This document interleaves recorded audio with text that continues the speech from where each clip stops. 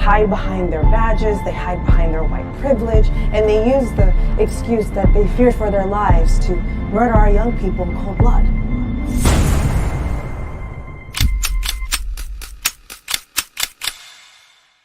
It's done.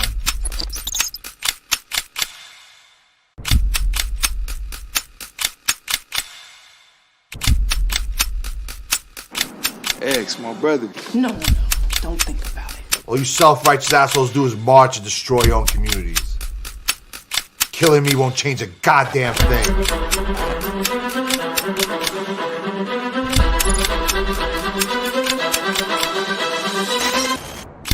It's a lot different when it's a grown black man standing his ground.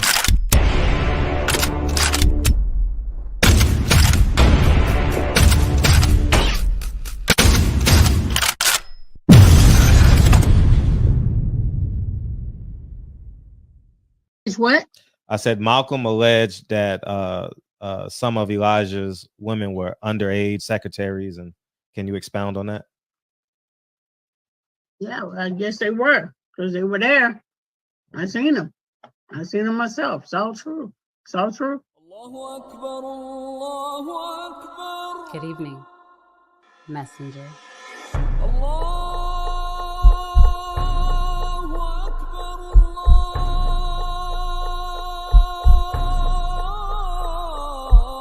You convinced us that you were the last messenger.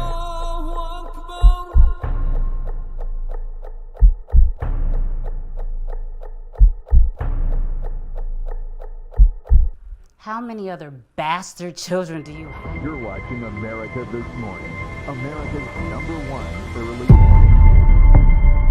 Time after time after time, we are watching murderers go free. They hide behind their badges, they hide behind their white privilege, and they use the excuse that they fear for their lives to murder our young people in cold blood.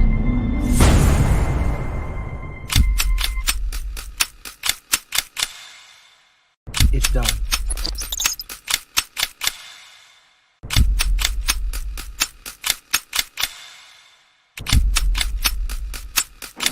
Eggs, my brother. No. Don't think about it. All you self-righteous assholes do is march and destroy your own communities. Killing me won't change a goddamn thing.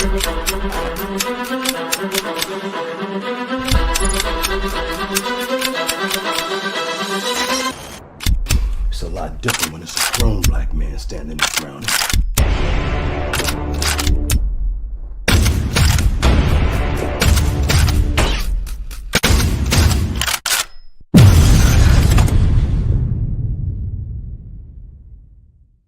What? I said Malcolm alleged that some of Elijah's women were underage secretaries, and can you expound on that? Yeah, well, I guess they were, because they were there. I seen them. I seen them myself. It's all true. It's all true. Good evening, messenger.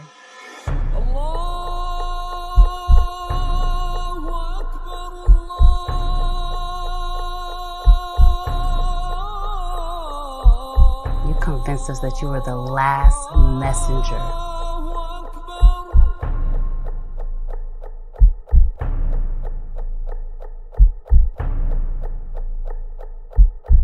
How many other bastard children do you have? You're watching America This Morning, America's #1 early. Time after time after time, we are watching murderers go free. They hide behind their badges, they hide behind their white privilege, and they use the excuse that they fear for their lives to murder our young people in cold blood.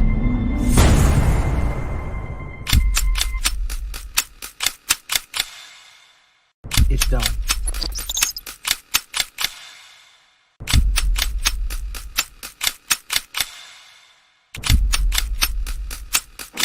Eggs, my brother. No.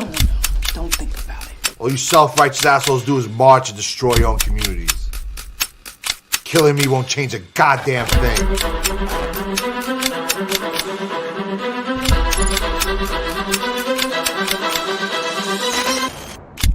It's a lot different when it's a grown black man standing his ground.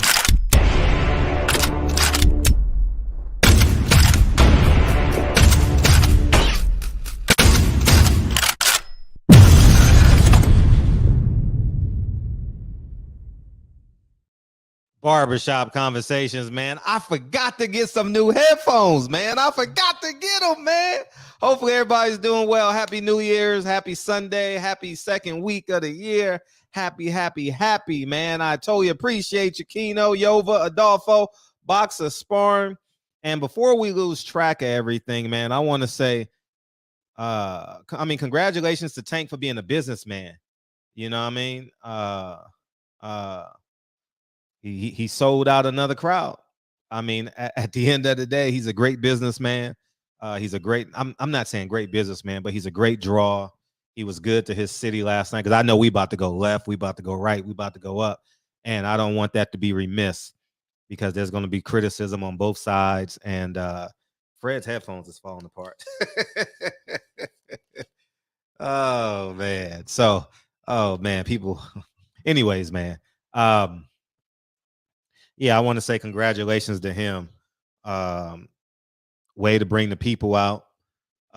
Tank is a star. He's not a superstar yet. I think Ryan Garcia crosses him over to that. Yeah. So again, I'll say congratulations to Tank. Great job in terms of being a draw and building your brand. Hopefully everyone had a great.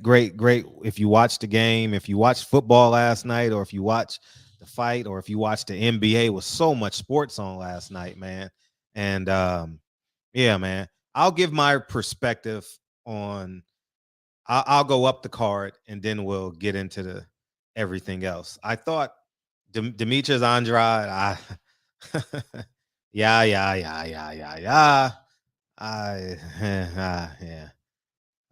I didn't care too much. He come out like a gangbuster and he doesn't know how to close. He is who he is. He's a tough fight. He's a tough fight for anybody. I get that. He's a competitor against anybody. I don't know if he can win. He's not the same fighter after round 4. You know, he goes into like this tactical cruise control that I don't so what else? Speedy Ellis. Well, I thought he won the fight. I thought he won the first 7 out of 8 rounds, 8 out of 9 rounds. And he got knocked down twice, ran out of gas. Too bad for him. I don't know if he would have fought Jaron Ennis next. We'll never know now, right? But I thought that he was really good for 8 rounds. Really, really good. Very impressed with him. But that pressure catches up with you, man. You got to be in extreme shape to use the entire ring and lead with your jab.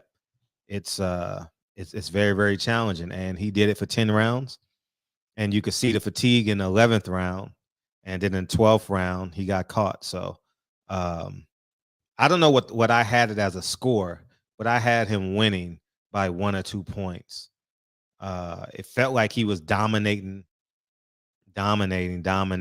And yeah, so that fight, Jaron Ennis. I'm gonna start with Rashidi Ellis needs a new trainer. Hey, the Ellis boys don't have no luck on PBC. No luck, man. No luck, man.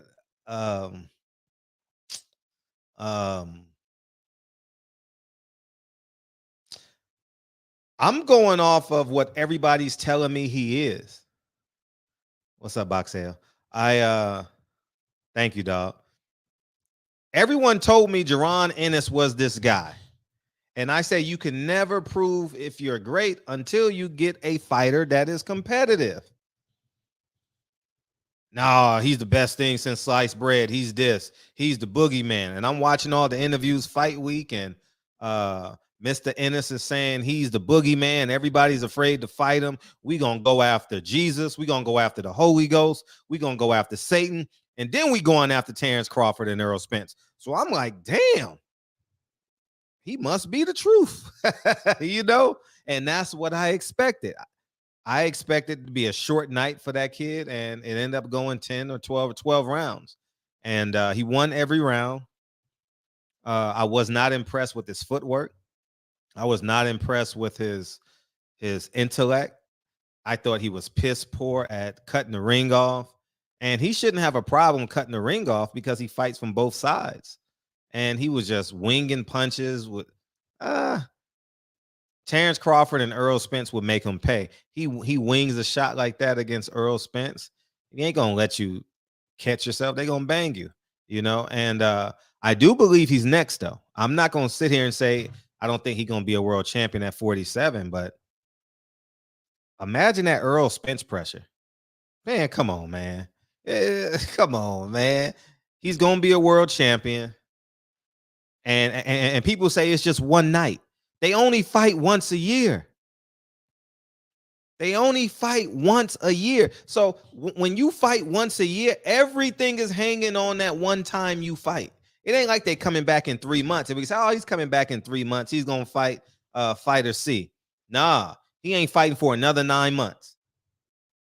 So now we have to take it at what it is. And this is his annual report. His annual report say he needs a lot of work. I didn't like how he had poor jab placement. No traps. I thought his traps were not there. But I really thought, man, yeah. And then, yeah, thank you, Boxer Sparring. Appreciate you. I'm going to say this. An athletic black fighter can never say a fighter is running from him.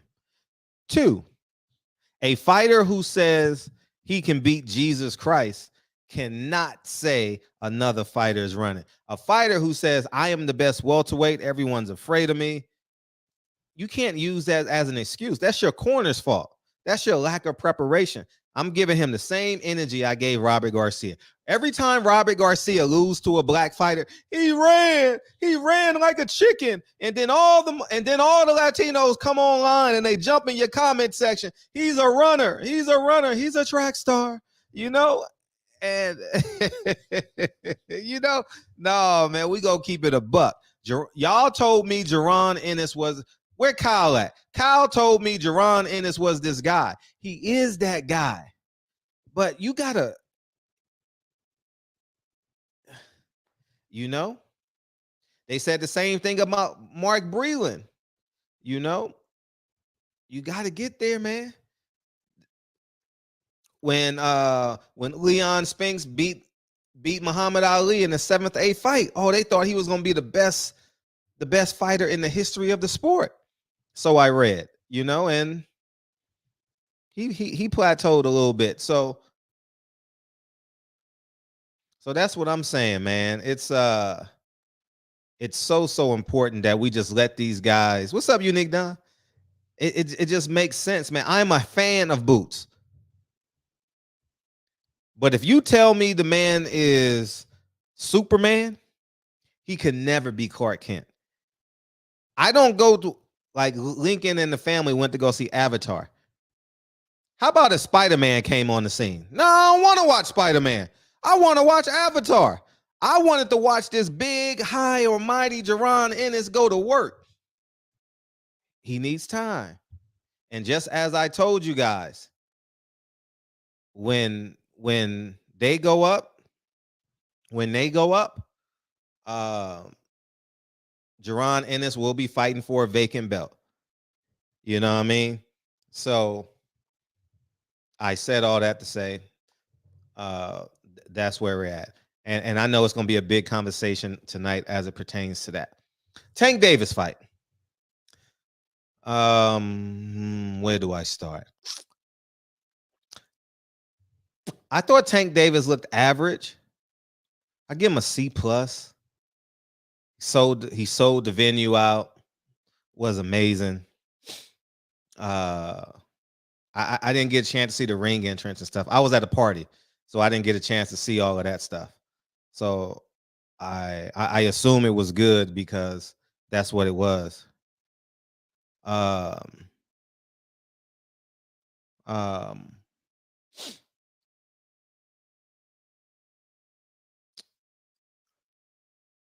I thought Tank gave up too many rounds, and I know the judges gave. I know the judges gave the rounds to Tank. I thought those first 3 rounds could have gone to the young man Garcia. I genuinely could have thought that.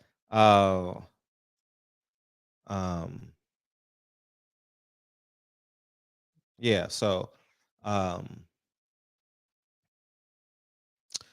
what else? I thought the stoppage in the fight made a difference in the momentum. I thought that Garcia was gaining momentum. I don't believe he would have won the fight. I think he probably still would have gotten stopped, but it would have gave Tank Davis team like a little bit more anxious. Matter of fact, a lot more anxious. You know what I'm saying? And so that fight. And then the knockout was what it was. Garcia didn't quit. He thought he lost the fight already. You know what I mean? Tank did what he did, man, but Tank is more talented than he shows. But I think it stems from training. I don't think they do well. I don't think they're bringing everything out of Tank. I think Tank is leaving a whole bunch of talent on the dinner table. Let me get to the corner and then we'll talk about outside the ring. I thought the corner was, an F. An F. The fact that when Tank asked, "Is anybody here? Who's this person? Are they here?" And then Calvin says, "I don't see him yet. I can't find him." I'm like, huh? You got a guy who's literally trying to change your life in a negative way. And I thought it was no tactical stuff. How you feel? Tank is literally ignoring his whole entire corner. I told you guys a year ago, when you let Floyd Mayweather break your corner, you let another man in your corner, it's gonna be what it's gonna be, And I don't think Calvin Ford has the he doesn't have the ability to put his foot down. I think he's more of a cheerleader.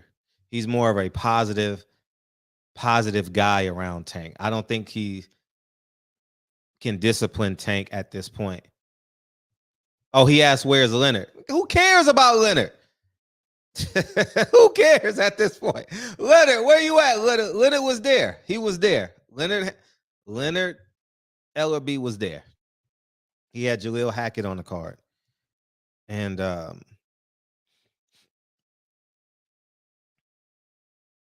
that's what it was, man. I think that it was no instruction. Like Tank jab was non-existent. He didn't make any adjustments. He didn't feint, pull anything out of him. He had a high guard, and thank God, for Tank's fans, thank God made him different. He has more power. He's a better fighter. He's more twitchier. He got the punches there first, and that was the difference in the fight. And he was a 130 pounder, so he can't have he can't take the pounding of a 135 guy. And what happened outside the ring, I just think it's just deplorable. I don't care what side of the fence you're on. The fact that people can't cheer for who they want to cheer for is disgusting. It's just disgusting. And that's the problem we have on YouTube now. That's the problem we have on YouTube now. You can't support Spence. You can't support Crawford. Oh, you you this, you that. Nah, they not giving us what we need. Crawford and Spence and Al ain't giving us the fight. Y'all dumb enough to say they choosing sides. No, hold them accountable to give us the fight. No, it's their fault. Keep the pressure on Al Heyman and let these fighters know this is the fight we want. But anyhow, as I digress,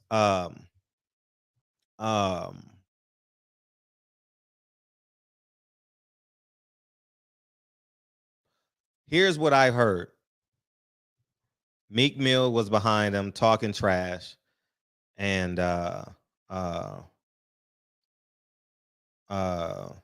Gary obviously is not rooting for Tank.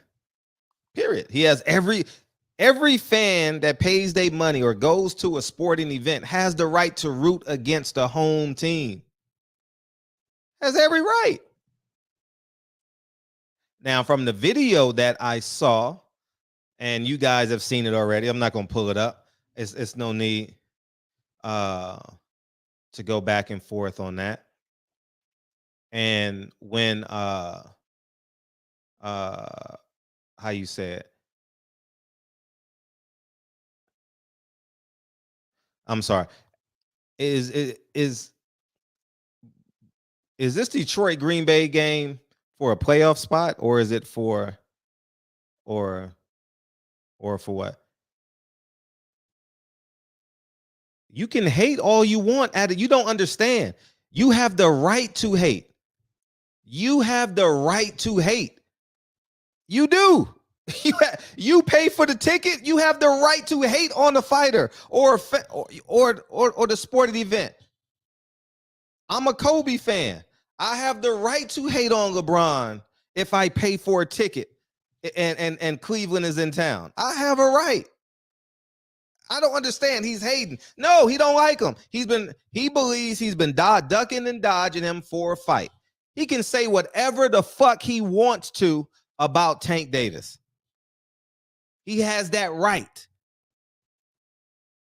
We know he got the tickets free, but he's a fan. He can say what the fuck he wants to. Whatever he wants to. He can say Tank ain't shit. Tank ain't got no jab. Tank is too short. Tank is too slow. As a fan, you have that right. From Steven Espinosa's vantage point, Meek Mills told him that he couldn't say what he I'm watching this. I apologize. He couldn't say what he said.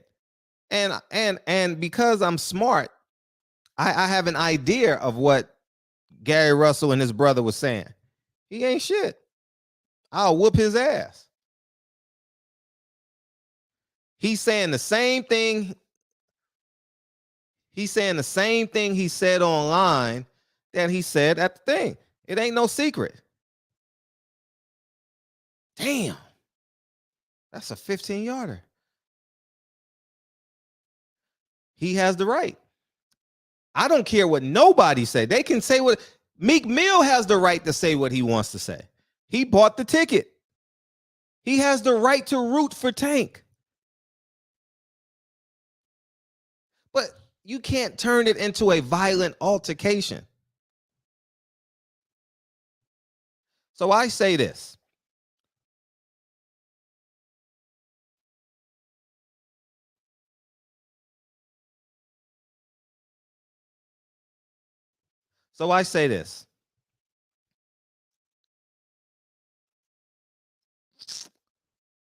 I'm glad it didn't get to an what?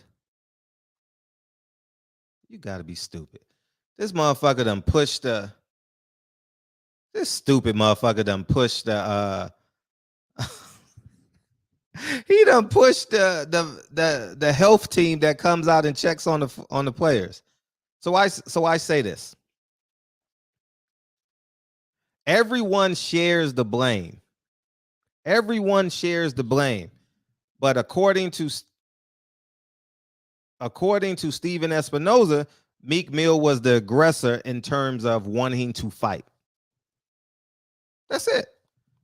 Oh, it's gone now. So I only got one now. Ha ha ha. So I'll leave it here. So I don't understand, like, why would you do that? And just based on my common sense,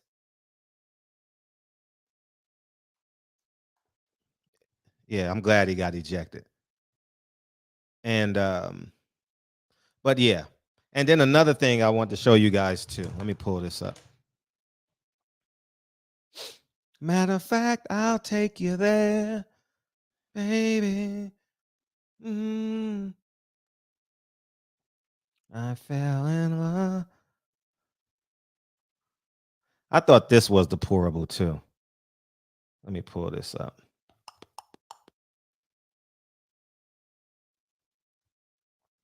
Matter of fact, I'll take you there.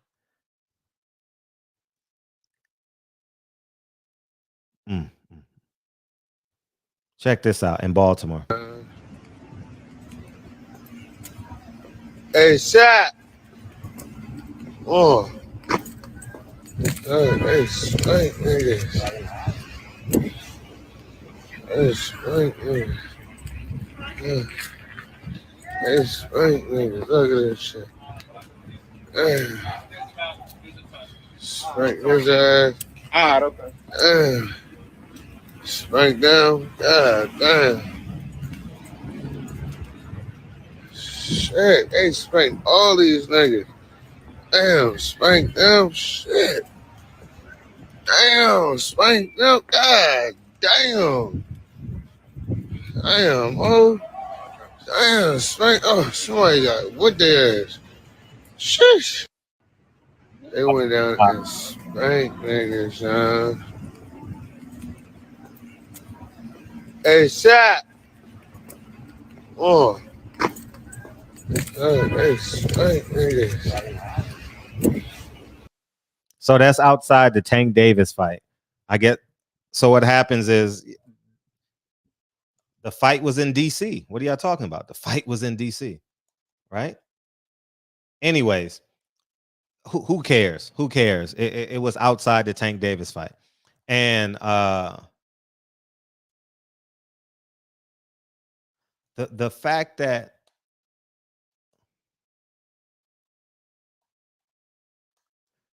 it's people hard-earned money, man, to support Tank, and they go to their car and they see their shit gone.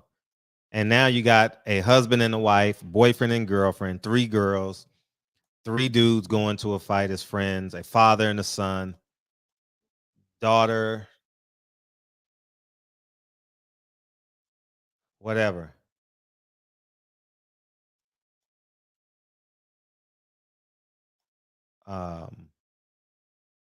Now they having second thoughts about going to a fight. You know, and it's systemic. This is in every city. And I'm gonna be the first to say it. If Ryan and Tank Davis fight happens, you better keep your mouth shut. That's all I'm gonna say. Enjoy the fight, keep your mouth shut, and have a great time. Because when you come to California, when you come to Vegas, Vegas is an extension of Los Angeles. And y'all can come from Baltimore, DC, Virginia, and do that tough shit if you want to. Go right ahead. I'm just going to tell you to enjoy your night. Enjoy your night. Root for them. Don't be disrespectful. Oh, it's going to be 5 to 10 fights that weekend. Oh, 100%. 100% there's going to be 5 to 10 fights in that arena. I don't doubt it one bit. In the foyer area, in the casino, it's going to be one of them fights. And at the weigh-ins, guaranteed. It's that type of crowd. It's that type of fight. Ryan Garcia is young. Tank Davis is young. So guess what they bring in? Young people with high vitalities, high testosterone, not a lot of money. So they're not going to Vegas to go to 2 shows and to a fight and spend $500 on dinner. They're going to drive their ass and sit in that motherfucker hour and 30-minute line at In-N-Out, or they gonna go the other way and go to McDonald's, or they gonna go down Tropicana and go to Wendy's or wherever, and that's what they gonna eat. They ain't got $20,000 to blow and just have a good time. They gonna go get them cheap seats and have a great time. And I'm telling you, all my Negroes, have a great time, be respectful, and don't be super Negro that weekend. It ain't gonna work out for you. All right, it ain't gonna work. I have 10 years of experience with Black and Mexican fights. 10 years of experience. And who cares who the promoter is? I'm not gonna say this is an Al Heyman problem. This is how boxing makes its money. Boxing makes its money by putting blacks versus Latinos, Mexico versus Puerto Rico, New York versus LA. Y'all know the whole shebang, man. It is what it is. And April 15th, that night, I'll be watching it on pay-per-view. I'm not going to that fight, but have a great time. All right. And be respectful that night, because it's gonna be a war. And there's nothing that's gonna stop it. It's nothing that's gonna stop it. Somebody's gonna get beat up. Somebody's gonna, I mean, it just is what it is. It's just one of them fights. And if you sit, and I would wait for the crowd to clear out, you know, because now I go as a fan. I don't go as media. The next time I go to a fight, I'll be going as a fan, and I'm gonna respect that fan base enough to keep my fucking mouth shut. Oh, this does have playoff implications. Oh, if the Lions win, Seattle's in. If Green Bay is in, oh, okay, I got it now. Okay, so that's what it is. And so they hitting out there too. So feel free to beam in. That's where we're at with that. And there was another thing I wanted to talk about, but I don't know if we want to talk about it. Maybe we talk about it tomorrow. But just another thing I want to add too is that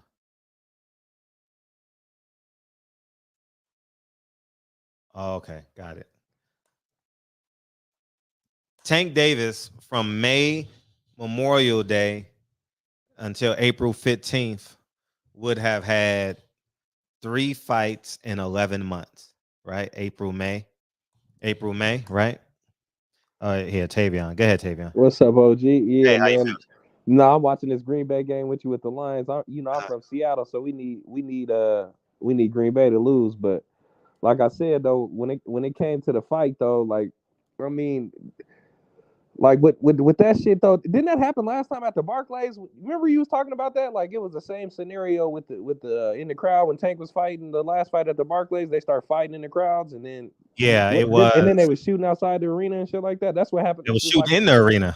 yeah, but it's just like a rap show, like we always talk about. You always got to remember that crowd is, you know what I'm saying? That's the energy that comes with it. It's not his fault necessarily, but that's just what comes with it. So in Vegas, they can kind of tame it a little bit, you know what I'm saying? But when you go to LA and Barclays and all that type of shit, you know what I'm saying? And LA and all that shit, it's dangerous though, you know what I'm saying? So, but I liked how Gilly and them guys, I liked how Wallow tried to defuse that situation with Gary Russell and them guys. They was talking crazy though with Meek Mill and them guys though. So I don't know but why go to the fight though if you got that energy? Like you don't even like to do. It's just like why you go to the fight if you don't. You don't rock with them. Don't go to the fight. You're not getting no fight. You guys both got beat up last year, bro. Like, and then you're coming with the negative energy, and then when somebody check you on it, you want to get up. Like, I get it, but it's like, okay, you was talking shit, and then you get up like you're about to do something. That's what caused the commotion. But why go? And that's some hater shit, bro. It's like, okay, he's fighting in your backyard. He sold out. You can't sell that arena out. Now you're mad. Now you want to talk shit the whole time, and then when somebody challenges you about it, now it's an escalation. You know what I'm saying? You was kind of going at Meek about it, but it goes both ways, bro. If I'm a fighter and I don't like a motherfucker and I'm mad at him, he come in, I'm just not gonna go to the fight. Mm-hmm.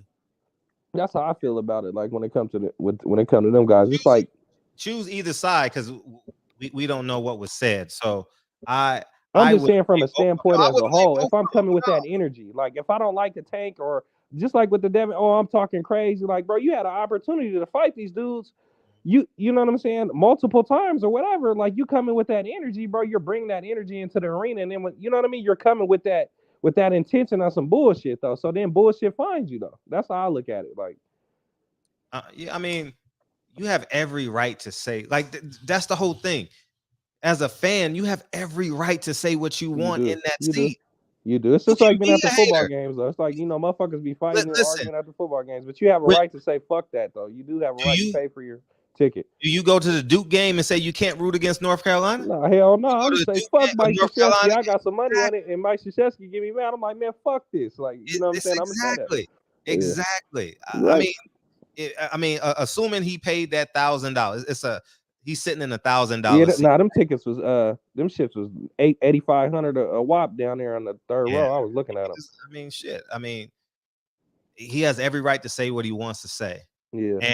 And when you got testosterone, you got Gary Russell. He said he shouldn't have reacted though. He said it was his fault. He apologized for it. He said he had too much. He had a couple of shots. He said he shouldn't even have paid no attention. Why are you coming at me? Because I know what happened. Because I heard the Stephen Espinoza interview. He said it though. He apologized for it. He did. He apologized for it. Challenged him.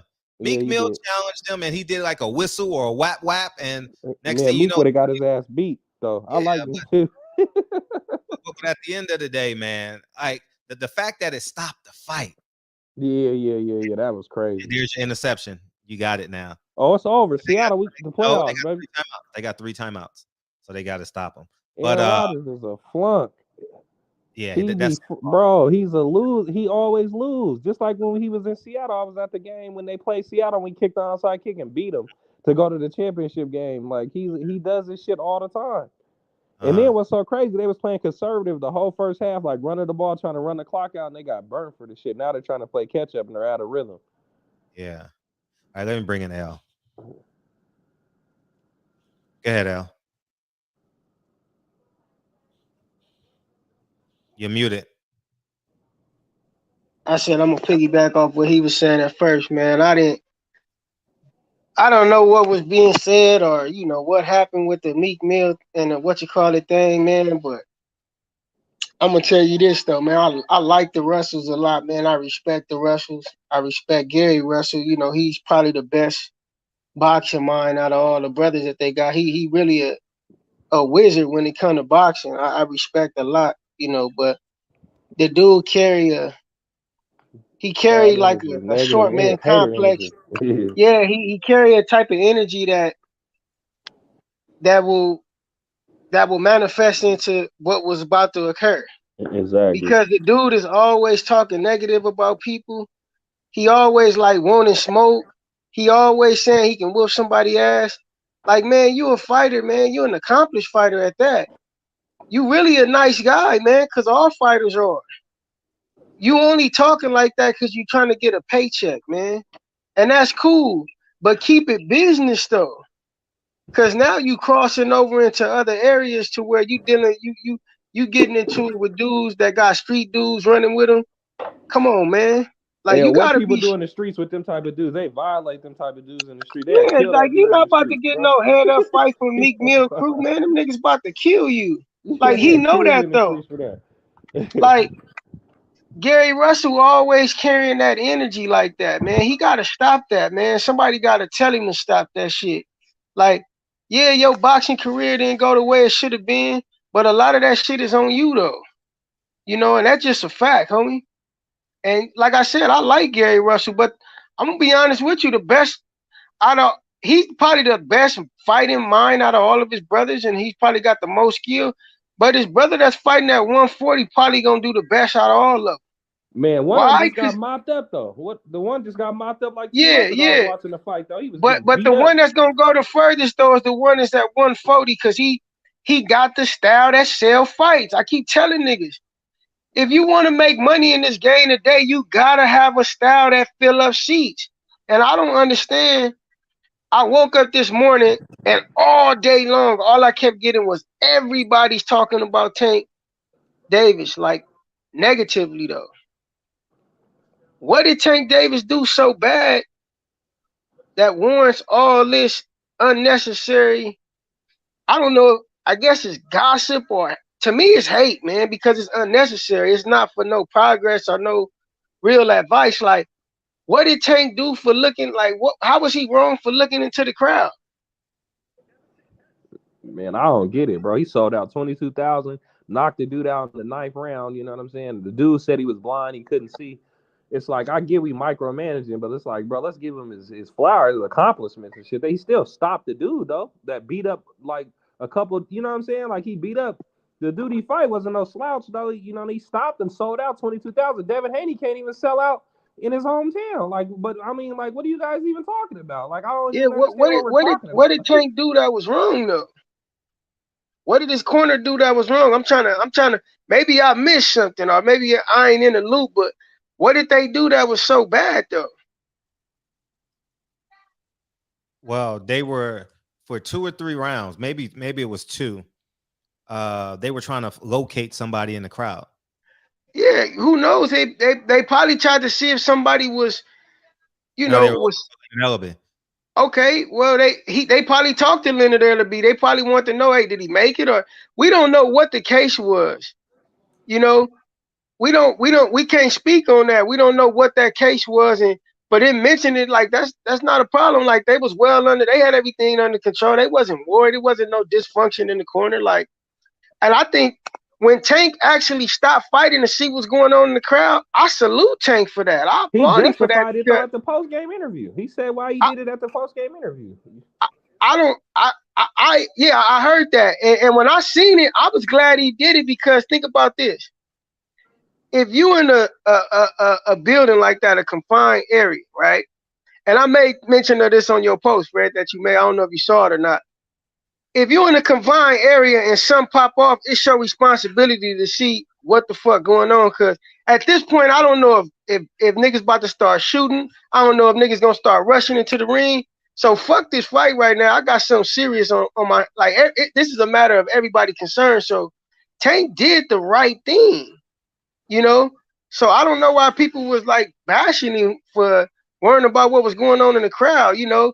People say, oh yeah, the security's supposed to do that, and evidently the security didn't do enough to prevent it or to get or have a control over it, because the shit was about to start bleeding over into something bad, you know? So, and there ain't enough security in that building to stop all if that shit goes at all. That's why I don't go to. That's why I don't go to. I don't like big crowds like that. Like, only place I go to with a large crowd is like a racetrack, you know, for horses. Like, that's the only place I kind of feel safe at. And I still kind of duck off somewhere where it ain't that many people, just because I don't feel comfortable around a lot of people. Like, because when shit pop off, panic gonna set in. People gonna get hurt just from the panic. Like, and somebody, you know, people have sticks in there. I've been in the marinas, like with the come on, bro. Security, that's a fact. Sticks in that joint for sure, bro. That's a fact. For sure, for sure. Let me bring in Combo, and then Drew and Mr. Henderson. I got y'all coming on. Go ahead, Combo. What's up, man? I just wanted to, you know, say what y'all was saying about the Gary Russell situation. Because he don't talk a lot of people don't know his personality. But that's just how he is. He wasn't, you know, doing some things now because he's trying to get some fights and stuff like that. That's just how that man is. And that's why he typically stays to himself. That's it. And he wasn't doing nothing but critiquing from the eyes of another fighter. Man, he's a hater, dog. That's not hating. If you no, he been doing that. He was hating. He was talking crazy, bro. The shit he say about Devin Haney and all that stuff, like he be. But is it not consistent? Because he just got beat up a couple months ago. I don't care about his arm or nothing. Man. Nah, because because he when he says spills out in the interview that he spills out. You may not like the way the energy is received, but that's just how he is. That's the way that that's like. He can bring the energy. He get beat up. He got beat up too. No, but he got beat up too, though. So he and Tank came into DC and sold it out. Gary Russell can't even sell out 7,000 in DC. So he's a hater, bro. That's hater. That's what happened in Seattle. There's a lot of niggas like him in Seattle. There's a lot of niggas like him in Seattle. They don't make it. You don't make it in life being like that, bro. That's hater shit, bro. Yeah, Gary Russell, I like the brother. He's a hater, but he got that hater energy in him. So if it was LeBron talking about KD, would that be hating? LeBron is sell out. accomplished, so it's Yeah, like he ain't. they don't hate on And each Gary's other. not They give each accomplished. other their accolades. He every time he talks. Yeah, but Gary, I'm gonna tell you like this. Gary knows that his career hasn't went the way in which it was projected to go by him or many others. And So now what that they got to do with him critiquing him though? He now, critiques no, I'm not. everybody the It's same nothing way. wrong with it. It's nothing wrong with him critiquing him, but Chico. it's the like I'm critiquing Gary Russell right now, but I'm not hating on the brother though. Like I'm not saying the nigga's a fuck nigga, he's a bitch nigga.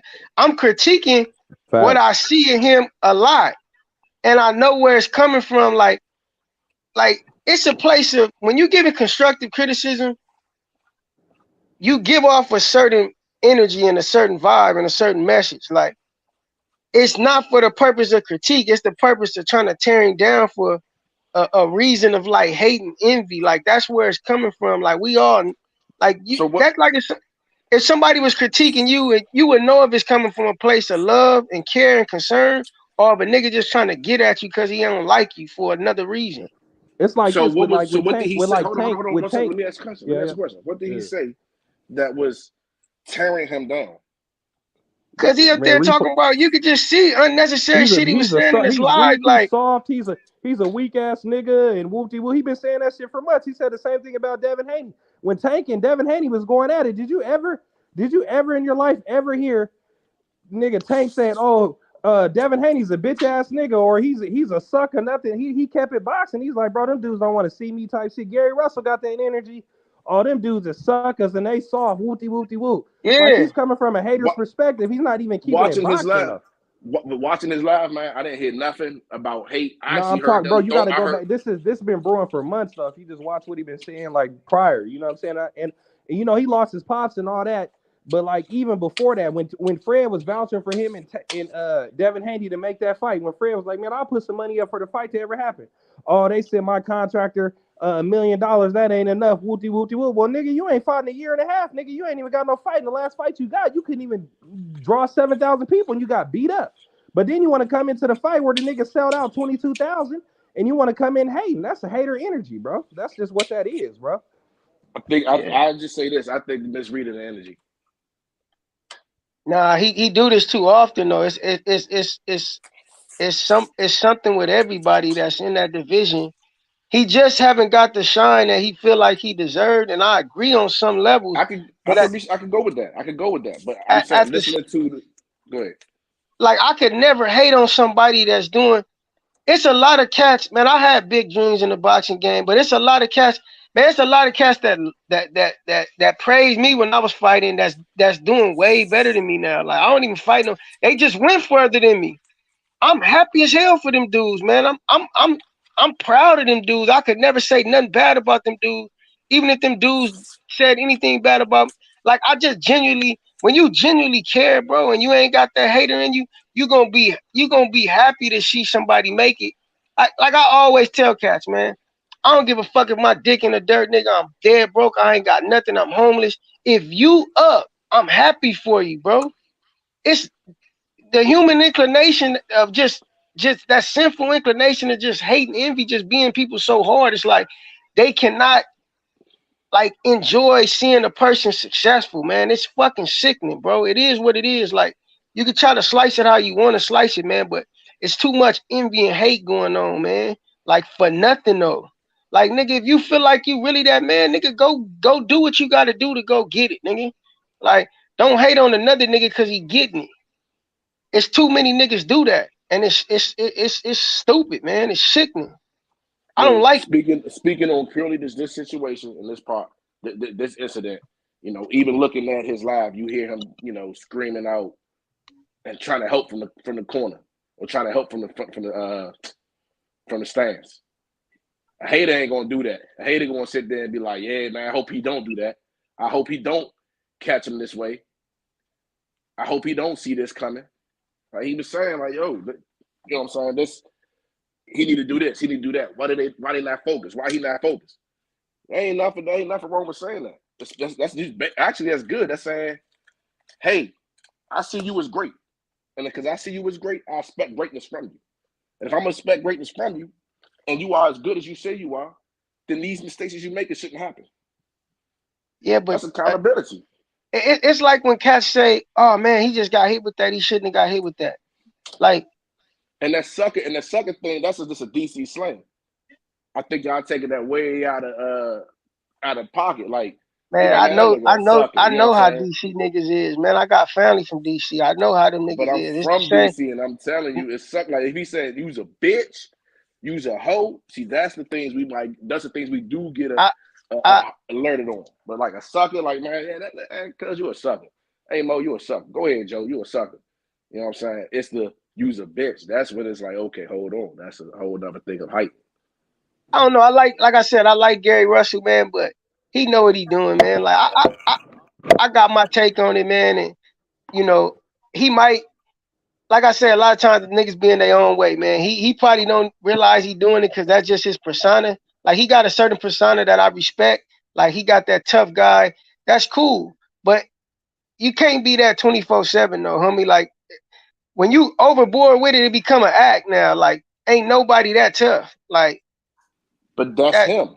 But that's who he is. And that's why I keep coming in where he said he got portraying. beat up. That's why I keep saying he got beat up a couple months ago, which, you know, I'm not happy he got beat up. I wish he wanted to win, but he talked that shit where it's like, nigga, you just got smacked up a couple months ago. Why don't you keep that same energy with the dude that beat you up? Like you just got beat up, but you keep talking. That's why, you know what I mean? Because he bring that energy. So then you're coming with that energy like, nigga, you just got smacked up a couple, you know what I'm saying? You just got beat up a couple months ago. Like, that's why I be coming off like that. Then his brother got beat up too. So you're not even a good coach, nigga. You ain't Tony Harrison. Like, you're not even a good coach, nigga. Because that's the energy he's giving out. You know what I'm saying? Like, that's what he give to other niggas. So that's why I come off on him like that. Hang in there, Mr. Henderson. I got you coming in next. I got you, Max. Go ahead, Drew. Man, that Bama Gary Russell's got a forgettable career. He been a hater. Remember when he brought up Terrence Crawford for nothing, for no reason? Yeah, he said he beat him up in the amateurs, knocked him out. And then Crawford's like, "What's up, then?" And then he got quiet. He said $1 million was beneath him when he didn't have a fight. He talked all that shit, and Lomachenko schooled him. Like, bro, like, come on. Like, come on, like, Gary's just one of them guys' careers. Like, you can mention the history of his weight classes, and you will never have to mention him. That's his fault. Ain't nobody else's. Fred, how do you say $1 million is beneath you when you never even made that in a couple years as a fighter? Well, when he was out, I mean, I was pushing for the fight, and he said that's less than what he makes. And I have no proof of what he makes, but But you, Fred, you have proof of how those guys get. Fred, you got proof of how those guys at PBC get paid. He ain't fought 2 years, so he ain't making. And that's why I was pushing for the fight. That's why I was like, make the fight. I wasn't. I was an advocate of making the fight, and I would put the blame on Gary, and I would put the blame on Devin. You know, I don't know who's worse in that situation. You know, because Devin's a bigger draw than Gary Russell. Yeah, and I'm not putting that on Devin because Devin been handling business, man. Yeah. Devin showing that he ain't running Gary from Russell nothing. Can't sell out 7,000 people, bro. He's not a draw like any promoter. That's why he can't get no fights. Like you can't get no $1 million. You can't. Come on, that's bro. not what I'm saying. I'm talking about the fight itself. You guys are adding variables like who's the better brother, who's this. I think if you stay on topic, blame both of them. The fight didn't happen. Blame them both. They have both didn't happen. If I were gonna assess blame those Gary, because Devin has proved that he's willing to open up his passport to take a tough fight. And even remember when that negotiation was going on, was going to be Loma before the war. He's like, "Give me the same deal Loma was getting." And Devin took the same deal that Loma took. And exactly. But as it pertains, he can't make $1 million.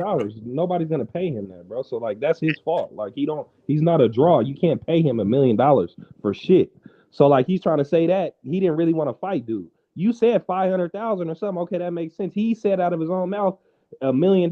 He wanted $1 million. So I'm not gonna blame Devin Haney for that when they tried to make the fight happen. He wanted $1 million. He said it out of his mouth. The fuck, like I'm not paying that dude no $1 million and lose out. Like that don't even make financial sense. And it go back to what Haney for that. It go back to what you mentioned a long time ago though, Fred, is that a lot of these niggas got overpaid. When the money was in, they got overpaid. And Al overpaid these niggas. Now they feel like that's what they were. So now we seeing who the breadwinners on PVC are because these niggas are the ones that's getting the fight. So that's why Al ain't fucking with you, because you can't bring in what he need right now. He overpaid you, nigga. Why you ain't happy? You wasn't gonna make that nowhere else. He overpaid you. He overpaid a lot of niggas. Niggas should be happy with that. Like, really, come on, man. You ain't getting that nowhere else. And now that like you just said, Al, you said about 5 minutes ago, like, you could be mad at your own situation, but you could tell when someone's hating, when they're not congratulatory, when your success has nothing to do with them. Exactly. You know, you could just like, I tip my hat to you. You on your shit. I respect that. That is, there's no hating energy when you do that. Exactly. Let me bring in Mr. Henderson. I'll talk after everybody comes in. And I got you coming in, Max. Oh, let me bring Combo back in. But go ahead, Mr. Henderson. Yeah, so as far as the Gary Russell thing, I think it's like, I don't know. I have heard Gary talking crazy. It kind of makes me feel like there might be something personal there, right? Because they from the same area. They're from the same personal. Area. There might be something personal there. But as far as Al, I don't know what you were referring to, but about what the issue is. Maybe the issue was, it was happening in the middle of a fight. You know what I'm saying? Like he concerned with whatever's happening outside the ring, but as a fighter, maybe his only concern should be inside the ring. Maybe that's where they were coming from. I don't see how Cats can even make that a point, like, because like if you I'm gonna say it again. I don't care what I'm doing, where I'm at. If a fight break out, and I don't give a fuck what I'm doing, I gotta give my attention to that fight. Like, Tank Knowles niggas in the building. Come on, man, we in DC. Like, I know the niggas that's in this building. I know the vibe that's in this building. I'm giving my full attention to what's going on, because I don't know if niggas about to run up in the ring. I don't know if niggas gonna start shooting. Like, you give your attention to that. Like, I don't give a fuck what happened, man. Life has shown me too many times, and I'm quite sure it's shown all y'all too many times. Nigga, when something pop off, you better give your attention to it, or you might catch one in your head, homie. Like, but the ref stopped it, though. But it's different if the fight was going on and it was like, okay, well, the ref didn't stop it and Tank looked over. The ref had halted the ref anyway, even knew it was time to stop it. So, like, what are we talking about? No, it was a moment between the time the ref stopped and they both fighters stopped and really like. Yeah, because they like, nigga, this shit getting serious. There's never a time with DC and Baltimore where we get in the same room and nothing don't happen.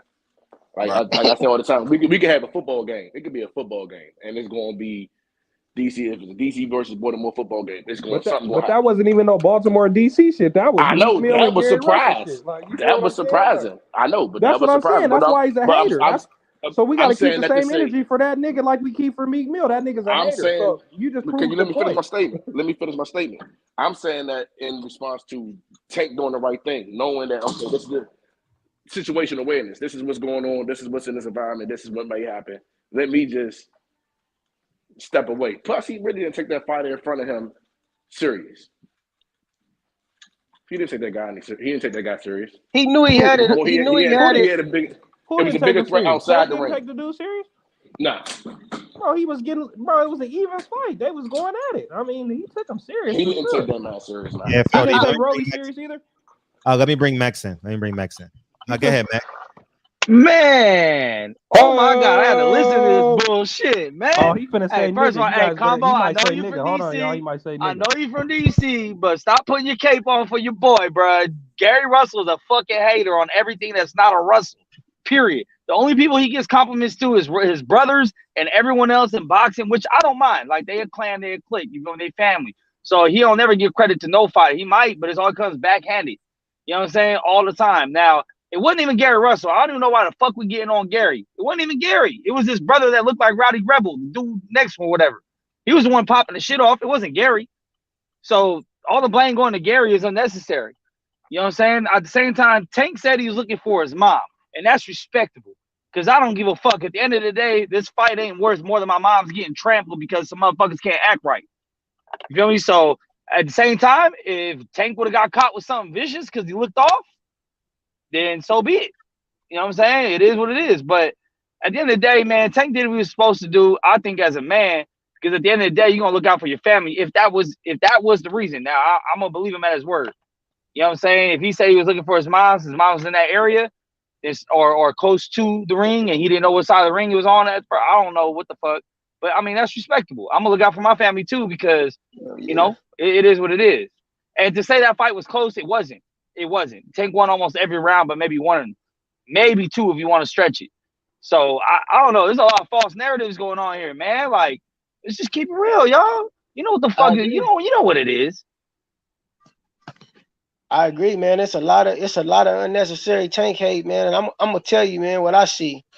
A lot of people don't feel like Tank is worthy of the shine that he getting. Like, man, that dude didn't work all his life for what he getting, man. Like, I don't necessarily care about the mistakes he make outside the ring, because that's regular shit. Like, you know what I mean? Like, that's the nigga ain't raping no kids. He ain't, you know, beating up on elderly people. You know, the shit that he going through with his baby mama and all that shit. You know, we already see what the culmination of that was, and you know, he probably did have lied, bro.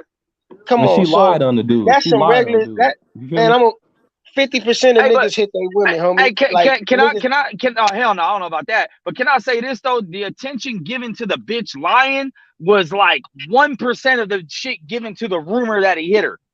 Like every single media outlet that fucking started all this shit. Oh, we know how Tank is. We know Tank hits bitches. We know how Tank is. But as soon as she came out and said she lied, none of these media outlets cover it the same way and down that bitch for lying.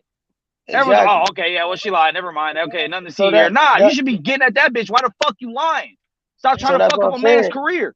That's what I'm saying. A lot of this shit is just predicated upon just having hate for Tank. Like, Tank is a bona fide superstar in the boxing game.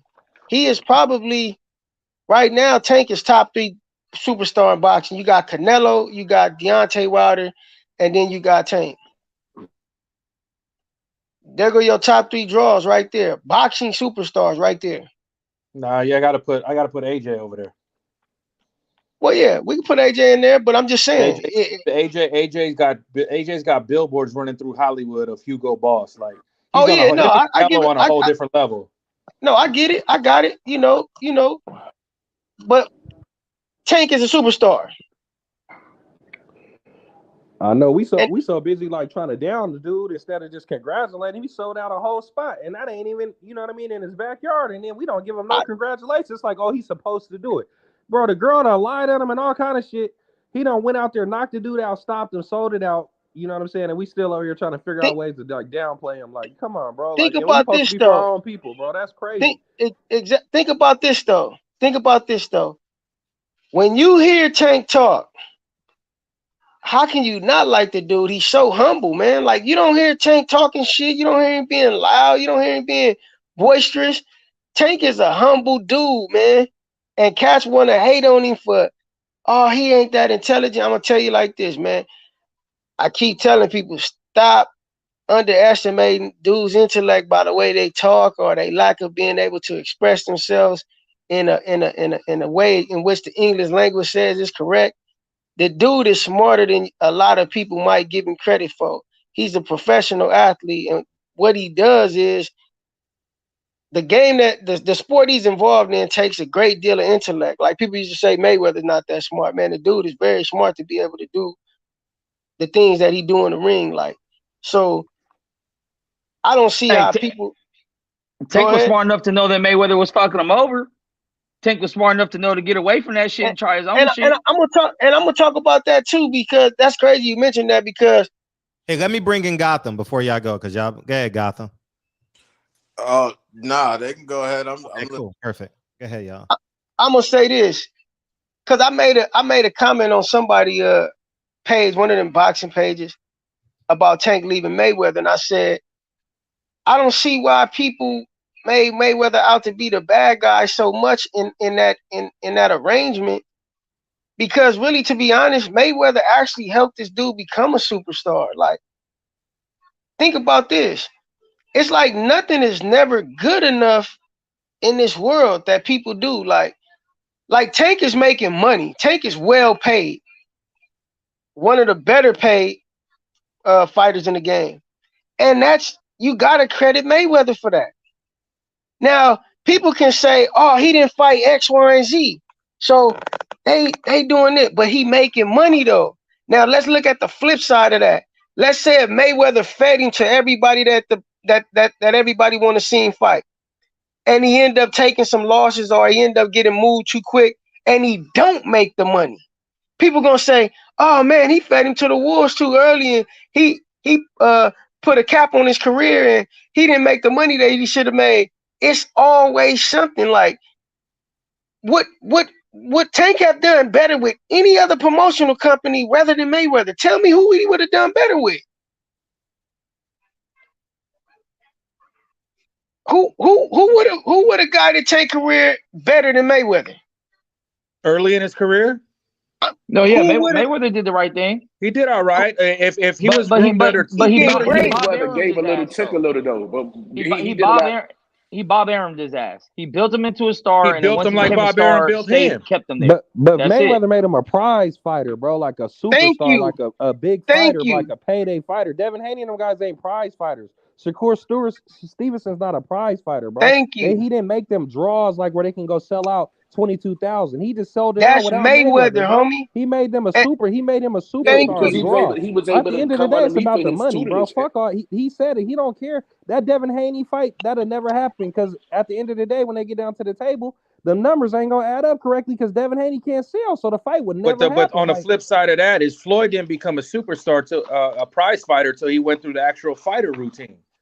But that's now that he done that, though, he learned off his experiences and made Tank. He fast tracked Tank, and Tank. But he does it wrong. But there's no legacy for Tank. If Tank retires, there's no man. Tank made Tank a prize fighter. Fuck all that shit, man. Tank made Tank a prize fighter. Yeah, he did. But Mayweather was a credit. You gotta credit. Nah, man.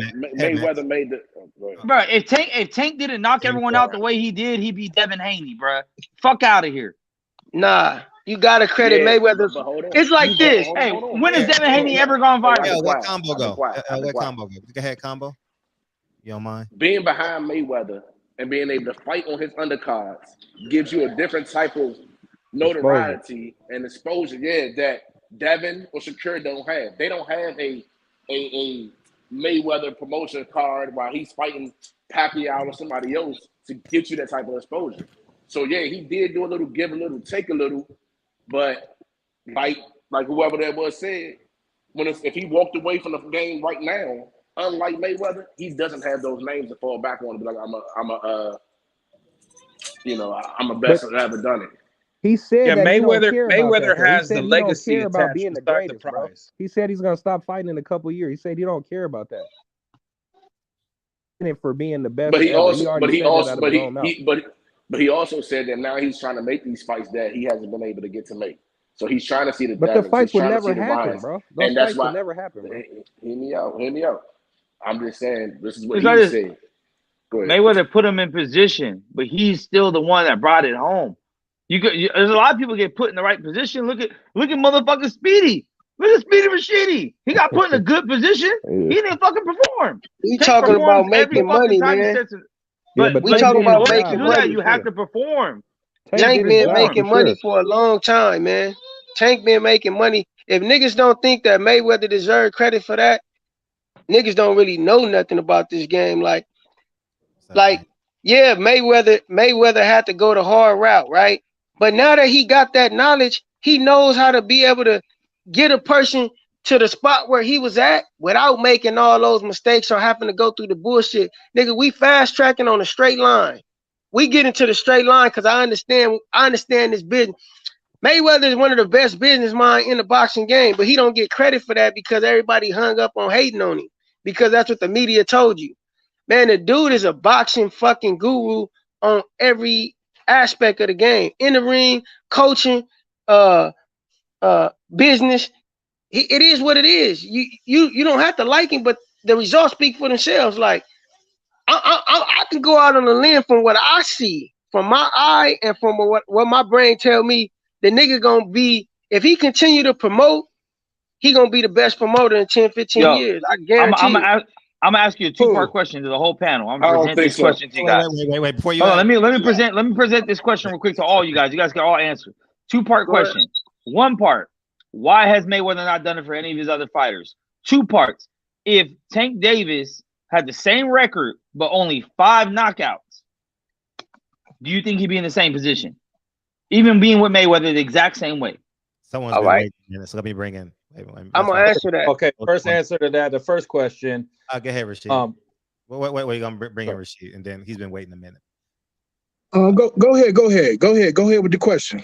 So you said the first one is. We'll go. Okay. Davion, you still here? Yeah, first one is why hasn't he done it for any other fighters? Come here, Fred. And second of all, if Tank was not a knockout artist, or if maybe he had 2 L's and all decisions, would he be the same person? Would he be the same moneymaker? The first one right away is the PBC, like Fred likes to say, they don't have the infrastructure to bring along fighters the way Top Rank does. That's why none of the young prospects are signing with them. Max, I get what you're saying. No, the Tank did it. He did knock people out. And if Tank didn't have the knockouts, he'd be Demetrius Andre. Well, we can't. But he's not though. So we're not going. But that's what Max is saying. Like he. But so what are we talking about? He's a successful fighter, bro. He sells Mayweather out. got into the dance. What's the Puerto Rican dude that had all them knockouts from New York? What's his name? Berlanga.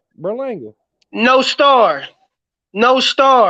Listen, how many promotion companies got boxing stars? I just told you it's only four or 5 boxing stars in the game. He was a budding prospect until he got exposed, though. He got exposed when he had his first main event on Puerto Rican Parade. He got exposed. Okay, I'm gonna make mention of just a numbers game. How many fighters in the game? How many promotion companies? The major promotion companies. How many fighters they got? They got hundreds of fighters. Now, how many of those guys are boxing stars? You have a 1%, less than a 1% chance of having a boxing superstar in this game as a promotional company. Mayweather had one of the boxing superstars out of a way smaller promotion company. Can we all? So actually, percentage-wise, he's better. No, he was, when Floyd says the PBC's Al Heyman, that's him too. So he had access to all that. So we can't say that. Look, PBC's best, the top 3 attractions in boxing are from PBC: Deontay Wilder, Errol Spence, and Tank Davis. What are you saying by top attraction? They don't do bigger attraction numbers than Canelo or AJ. Canelo and AJ. Yeah, but I'm okay. But after that, we got them 3. We're talking about superstar worldwide. And if I go further, Deontay Wilder and Errol Spence started with Golden fighters. I'm talking about people from the States. That's a micro perspective. Hey, Wilder ain't a draw. That's the truth, though. But how many boxing superstars do we got, though? How many boxing superstars we got in the game? Those 3 people, only the ones that sell out arenas from the United States, that are from the United States. Consistently. And we can't add Wilder and Errol Spence started on Golden Boy with Richard what that Schaefer. Mean? Oh my gosh! So that wasn't the only PBC superstar groomed from them is Tank. Nah. Yes, nah. It is. Come on, bro. You can't. Come on, man. Yeah. You can't. Even the Charlos came from Golden Boy. Even the Charlos came from Golden Boy. And they didn't do nothing with Golden Boy. Golden Boy, that was Roberto Diaz and Schaefer and all that matchmaking. PBC's only built star was Gervonta. Like, why you you can't make that claim, bro. You can't make that claim because if that's the case, I can't understand. No, y'all both talking. Yeah, y'all both talking. That's the same thing. You got to tie some of Floyd's. You got to respond after Mel. You got to tie some of Floyd's success to Top Rank. Nah, fuck no. Listen, why not? Watch this. Hold on. Time out. Watch this. If I believe in you, right? If I'm your management team and I believe in you, I'm not gonna let nobody else. And if I got a plan for you, I'm not gonna let nobody else take you from me. That's not what I said, though. You're not answering the question. No. I'm explaining. If Top Rank, if Golden Boy had Deontay Wilder and Errol Spence, right, before PBC did, why wasn't they able to match or beat the offer? Because they plans wasn't to making them into superstars, or they didn't believe in them. PBC did, and look what happened. Same thing with Mayweather with Top Rank. Why did PBC believe in him, L? Why did PBC believe in him? Because evidently Mayweather knew. If we talk about Golden Mayweather, Boy did a good enough job. They did a good to at job least to get bring him it to their there. attention. Tell him, Max. Yeah. I don't know how That's you like can saying try to, saying Floyd would have been a star without Top Rank. he was without Top No, Rank. he wouldn't. He wouldn't have. No. Was he a star Oscar, with Top Rank, bro? Was he a star when he was with Top Rank? The pursuit of Oscar made him. If there was no Oscar De La Hoya, Floyd wouldn't be as big as he was. Y'all crazy as hell But to he think wasn't that. when that fight was made. He wasn't with them. No, what I'm Y'all- saying, but what I'm saying is they all went through the matchmaking tough process of Top Rank. The same so Deontay way. Wilder wouldn't be shit without Tyson Fury, then, right? Y'all crazy if y'all think Mayweather wouldn't have been Mayweather without Top Rank. Kinda. Yeah. Y'all don't know about Oscar- the game that then. Oscar- I do know that about the guy Oscar- been in the game Hold for on. as long. You So mean he never Yeah, sold but out shit, again too. without Tyson Fury? That was his and first you know sellout? why he wouldn't have been out with the same without Top Rank? Because Bob Arum wouldn't have had the money to pay Jay Prince. Who would have paid him? Come on, bro. Come on, dog. Let's keep it real, though. Keep it real. No, That that, Oscar, that- that Oscar all the- fight what was allowed their Floyd biggest to take paydays those with, other bro? bullshit Who was their fights. biggest paydays with? PBC, bro. That's a fact. You can't take away the foundation of a fighter. Who matchmake them? Who turned them from prospect to contender to champion? Who made Devin Haney then? So who Eddie Hearn made Devin Haney? No, his dad.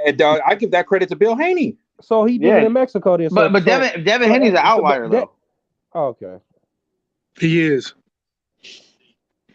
So Shakur Stevenson. Devin Haney did the same thing as Floyd did. He switched promotion companies. Nobody has taken the path that Devin Haney has taken. Nobody has taken the path. Devin Haney's taken the. Devin So Haney's Jay taken Prince like made a Floyd Bay Area Mayweather then? independent Jay rapper. Prince made Floyd Mayweather then. What? So Jay Prince made who made Floyd Mayweather then? The foundation. There's a collection. There's a collection of people. You can say Prince had a part. You can say Bob had a part. Obviously, his dad and his uncle. You can't. I'm about to say that's what I was about to say. You can't take out who his family is. He's from a boxing family. Come on, man. Yeah. It's not like it was that hard. It's not like he was Shakur. It's not like it's Devin. Even with Devin had a father who was already in promotion and understood the game, understood the business. Same thing then with Floyd. maybe without Bob Arum, he doesn't become the star because it doesn't fuel him like that. So we don't know. You understand? Who, Mayweather? No, I mean he don't become the mega star that he became because he needs the Nah, fuel. Mayweather was gonna be Mayweather regardless. So that's not what he's saying. Nah, he's saying the superstar. Man, Pretty Boy was high risk, low reward. Nobody wanted it. They're not listening to what you're saying, Fred. I think he can say his own. I think he can speak for himself. Let me make a point, and then y'all can just go off. L can respond to me. I'm not saying he would not have been a star. Tank was a homeless kid. That may have fueled him. The pursuit of happiness and wealth. I don't know that, but I'm saying the fact that he was so angry with Golden Boy, which gave Al an angle to get Floyd while at HBO and work them numbers and make they magic. So one may say Floyd and Al had a bigger percentage of Floyd's success, and by the numbers, it's not even comparable. Even Bob Arum said on my show, his biggest mistake was Floyd. But he wouldn't have became that without him. But he needed Bob to be Floyd. Same thing when Michael Jordan probably would have still made the NBA, but his high school coach being cut, or the other coach, Doug Collins. Imagine if Phil Jackson don't come, Fred, and it's Doug Collins his whole career. Yeah, and he doesn't become that. He doesn't that triangle. That's every person in life, though. It's just luck. Exactly, and I believe this. I believe this. It's just like you, Fred. I'm gonna give you an example. This is what I learned in life. You say this all the time. No excuses. Hey, when you determine to do something, it doesn't matter the alternatives that present themselves in your life. You are the deciding factor in your destination, in your final destination. So it wouldn't have been Bob. It would have been something else. The story would have been different. But Mayweather would have still been Mayweather. Why? Because he was determined to be the greatest. So I'm not giving nobody no credit that just came along as a deterrent or as a hater. No, I'm giving Mayweather the credit for staying on course. Mayweather is responsible for him being a success more than anybody. Because of his determination and because of his zeal, other people was able to see that and invest in him. But he had to create that first, though. He had to emit that energy in order for that energy to be reciprocated. You understand what I'm saying? Yeah, but that's not the argument. The argument was no, that is the argument. No, it's not. I'm making a fact. That's the argument. That's the fact. No, it is a fact, but that's not the conversation that we're having. No, that's not I'm giving the fact. I'm not giving the bullshit. I'm giving the fact. It's the butterfly effect shit. You take one thing out, it can change the whole course of your shit. Point. It's a butterfly effect. It's a butterfly. Now, once again, I hate arguing outliers. Floyd is a fucking GOAT. You cannot compare everyone to fucking Floyd. If Floyd don't do this, don't do that, he might still be a generational talent. He could end up being Roy Jones.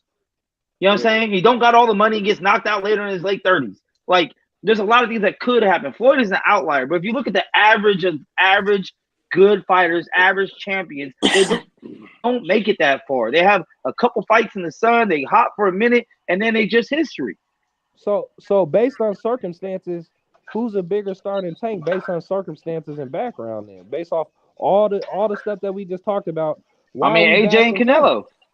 AJ and Canelo. That's I'm talking about. Canelo, that's it. Oh my God, you niggas is crazy, bro. And Tyson Fury. You guys don't want to give nobody no credit. Like, are you guys I say serious? Devin, based off circumstances, what he had to work with, Devin. Yeah, I mean, Devin don't Canelo Bro, was dirt poor. Canelo had to negotiate with the I'm cartel. talking about United States. I'm not talking about. I'm talking. I'm not going to now limit it it's to not the United States. Now it's United States. I don't give a fuck about that. I'm not going to limit to no fucking United States. Hey, you just want to get your answer right. Go ahead, Tavion. Say what you're gonna say. I'm sorry. I'm talking about the United States. We were talking about Tank. We were talking about the fight. We were talking about prize fighters. We was talking about selling out events. Coming from the circumstances that Tank come from in the United States, who's a bigger star than him?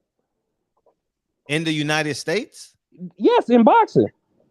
Who's a bigger draw? I'm Mexican, so I'm gonna consider Canelo in America. So it's irrelevant. Nah, you can't put that in there like that, though, bro. I'm asking a question from what We I in just California. He How you said gonna in tell the a Mexican U.S. under California not to 5'7", consider under Canelo? 20, 30 years old. I'm talking about the United States of America. I'm not. And I'm telling you, I'm in California. Mexicans We know think Canelo's a draw, that bro. We're not knocking Canelo, bro. Like we know. Tank Canelo's sells the a draw. second most tickets. Canelo being number one in America. Okay, then. So what do we talk? Why we keep What do we keep talking about Tank? About Tank's this and Tank's that? What are we talking about? Oh, he's a star. We're not debating if he's a star. That's not the conversation. The conversation was the impact that Floyd had on him, right? Yeah. Yeah, that was the that was. But if you go off that argument, then I'm just saying this. Look, I'm just saying this. Floyd had an impact on Canelo. For sure. It's true. Yeah, it's a That's why Floyd's the GOAT. Yeah, you said the butterfly effect. Main event pushing hard says Steve. It's the butterfly. Like Oscar had an effect on Floyd. Oscar told Floyd, once you get rid of Bob, we're gonna make this fight. But this what you were saying, Max. You still got to go put the work in and then still perform. Exactly. Still come back and fight the fight. Oh, he's still the primary variable for sure. Canelo still went out there and did his work after Floyd, even after he took the loss. Tank went in there, had a cosign from Floyd, and still went in there and knocked niggas out. That's what I'm saying. Like, exactly. That's the butterfly effect. You still got to go put the work in to be a superstar. Floyd can give you a cosign, but you still got to be a star. That's what I'm saying. Like, that's people could put you in the right position, but you still got to perform when you get in that position. It's still all on you at the end. That's all I'm saying. And when the fight stops, Tank still knocked the dude out. Tank still goes in there to his circumstances and knocks It's people out. literally leading the horse to water. But It's that say, luck is when opportunity meets preparation. Right. That's what luck is. Yep. Right. Born Hustler wants to come. Go ahead, Al. I'm gonna go with another thing I seen today, and another narrative that was being pushed, and that's being pushed. And it's been debunked now, but I never got on that train. But I'm gonna just give people some proper perspective, man, because a lot of people that push these narratives don't really know shit about what they talking about, and it's just opinion based. So, and that got to do with Boots. Everybody, like you said earlier, Fred, everybody was talking about he was a world beater. People been talking about he gonna beat Crawford and Errol Spence, and I've never ridden that train. I let it pass me. I never had no interest in getting on it. I've always said he's not ready for either one of them.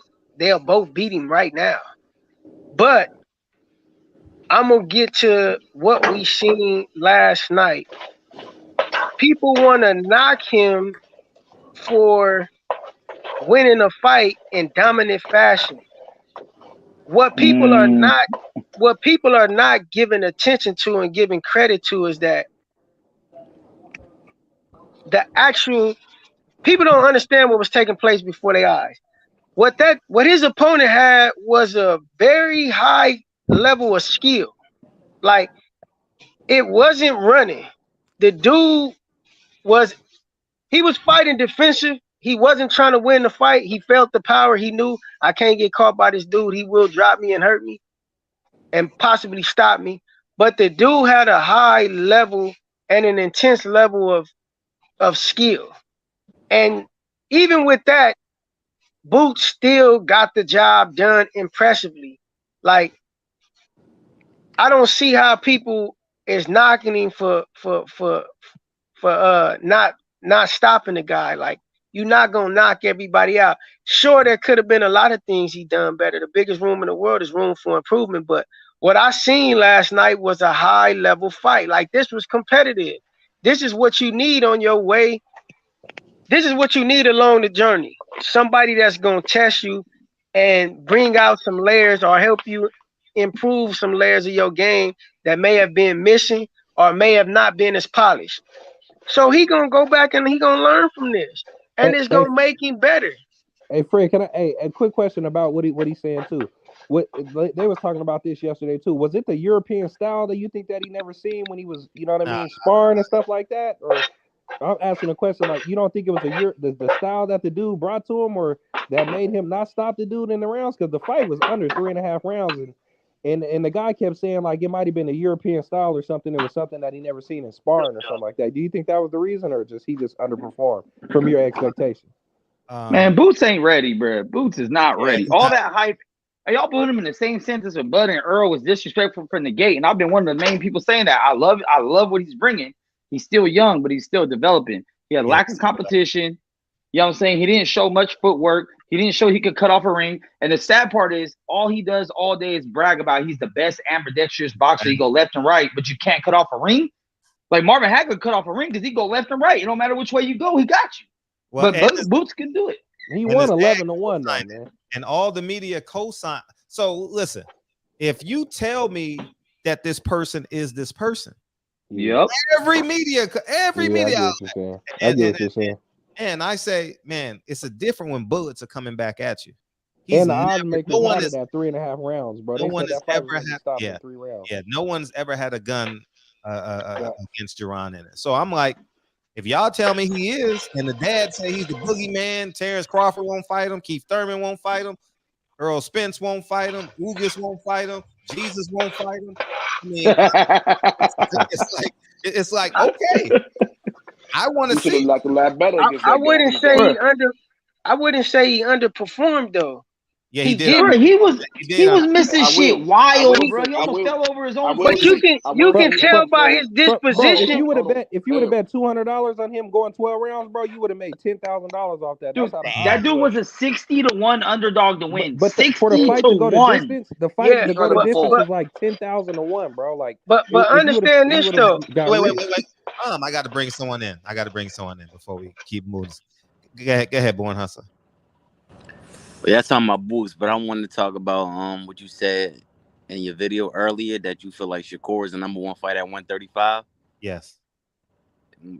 Well, you already know, you know what I mean? I'm Jersey, Brick City, all day, every day. But why you feel like that now?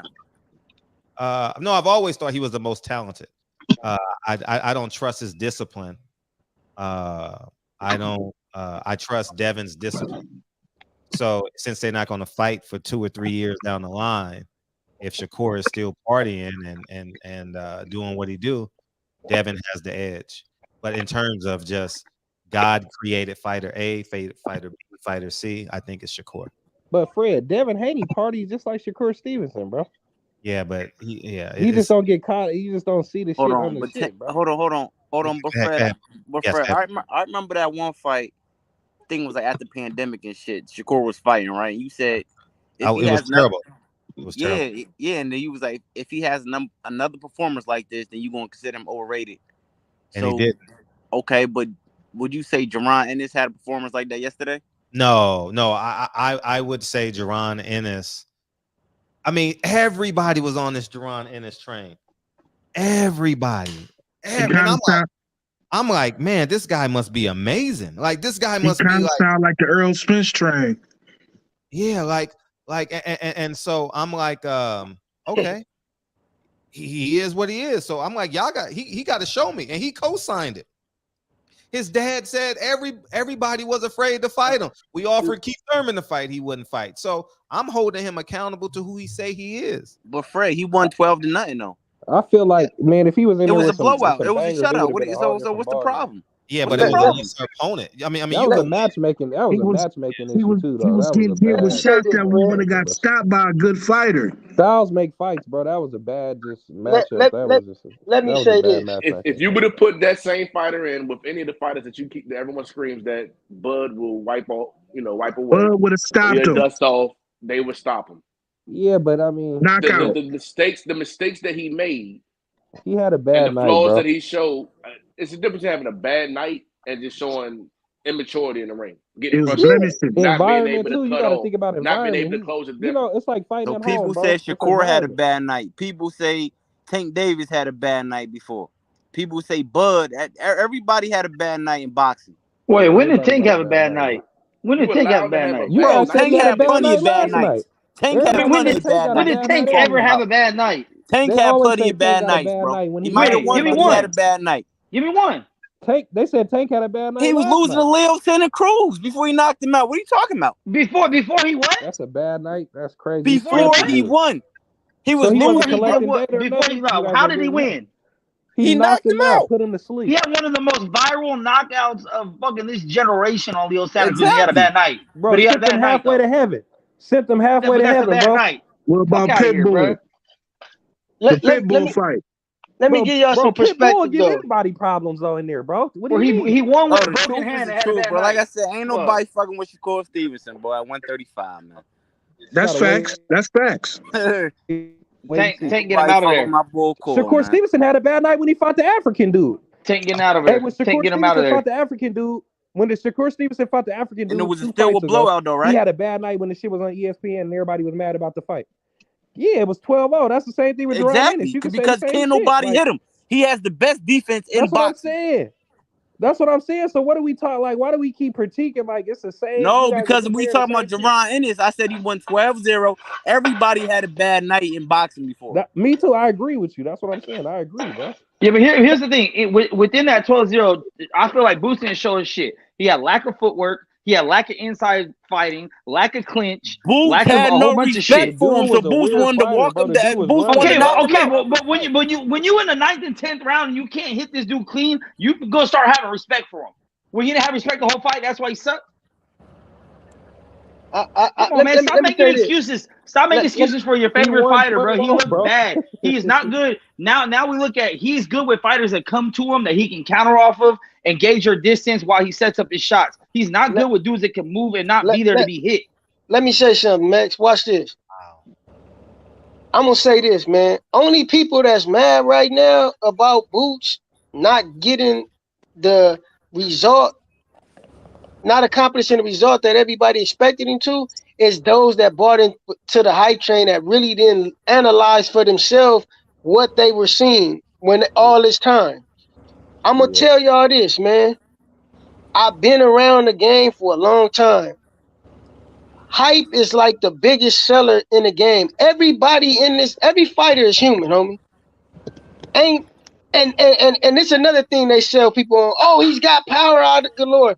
It's only a couple of dudes in the game that can hit exponentially harder than, your average fighters. Don't nobody got master blaster power like that. They being put in front of guys that they wearing out and that just can't take the punishment. So understand that most of this shit you see today is hype because of the money that come along with it. Now, with that being said, Boots last night fought an excellent fight, but he already had a predisposition in his mind and a plan on which to accomplish that. I'm going to knock this guy out. I don't respect him. He cannot hurt me. It's a big crowd.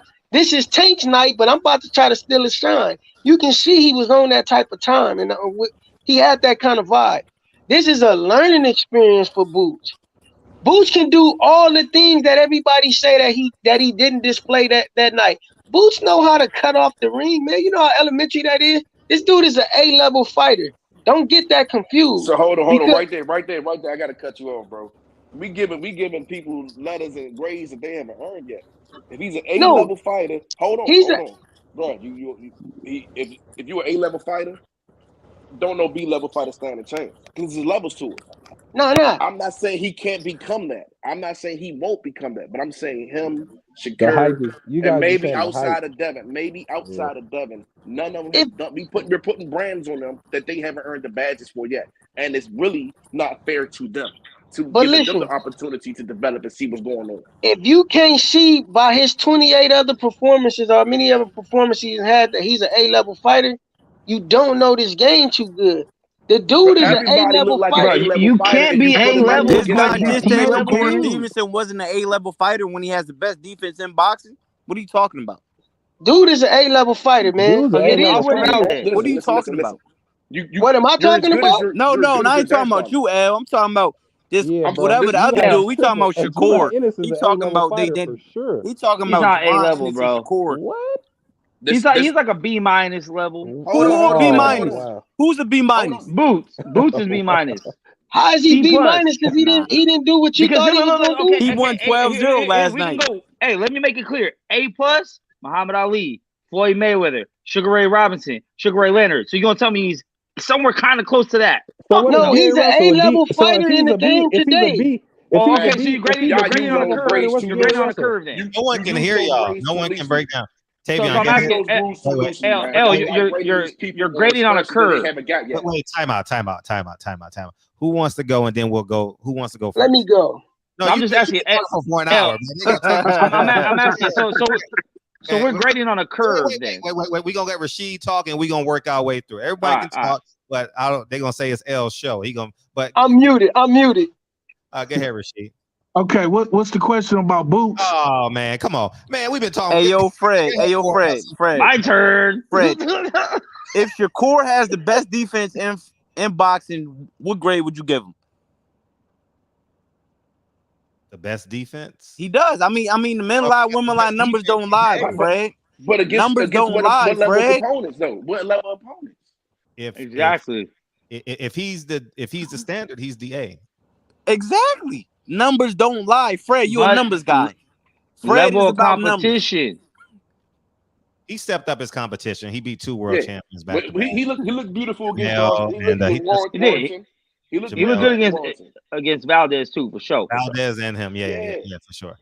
Yeah, but go ahead, man. But let's be real. Valdez is not Haney, is not Tank, is not even Lomachenko. But that's the best. You know what I'm saying? Nothing he can do. But just like Fred, but what I'm saying is, none of them niggas fought each other. Hold on. So we're grading on a curve. We're grading on, because we're not saying A plus in the history. We're saying out now, fighters out now. Because there's not that many superstars out now. There's not that many long-term going to be spoken for in 100 years type of fighters right now. We talking about his numbers, bro. He has the best defense in boxing, and Fred goes by numbers. Life is all about numbers. And then it will. And hey, yo, Fred been saying this shit for the last 2 years. Them niggas ain't fought each other. Yeah. And on that note, we'll bring Kane in. It's what's up, Kane? What's going on, sir? Y'all good? But go ahead.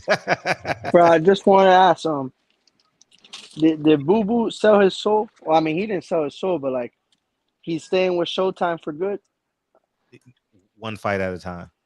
I mean, it's kind of. Where else would he go?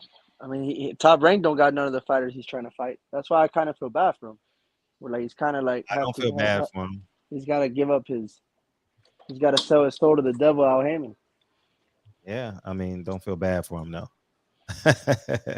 But Al was in a good position at 168 now. If Al blow this shit, God, he can go back-to-back pay-per-views and then make a mega fight.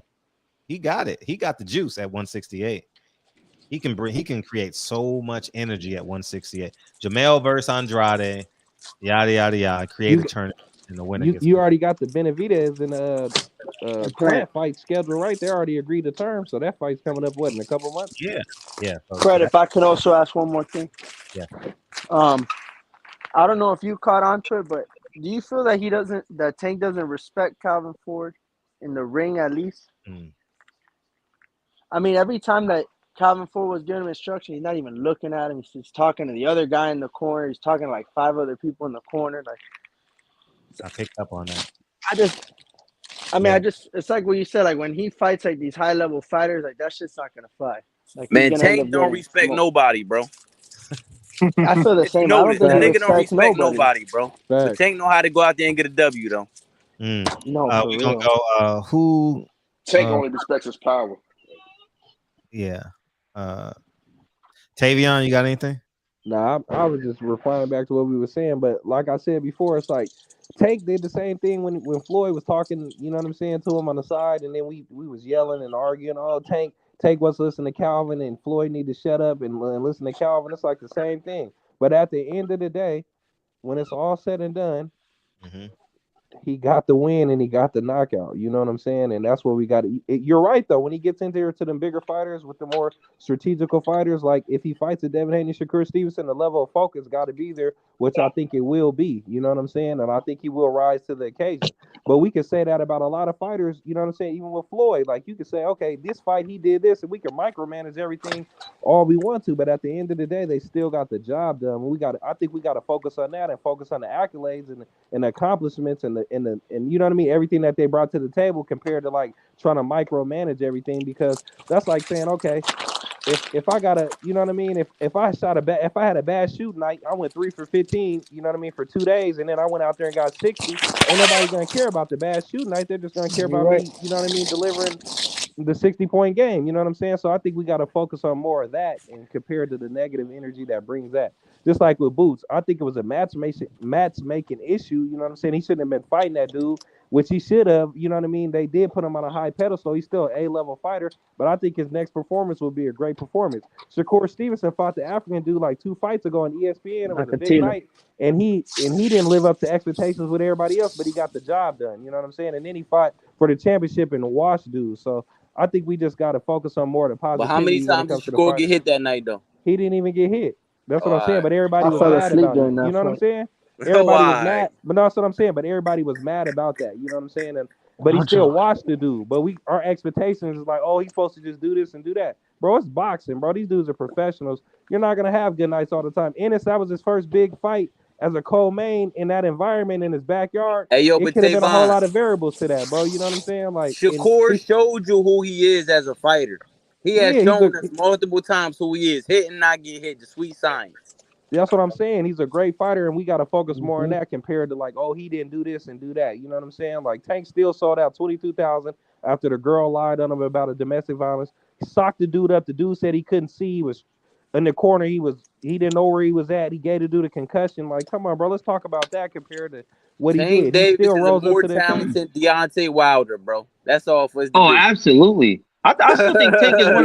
Hey, I'm gonna say this out loud, bro. I still think that Tank is one of the most underrated fighters in the game. Because all people, but because I'm explaining. Hold on, let me explain, big dog. Let me explain. Yes, exactly.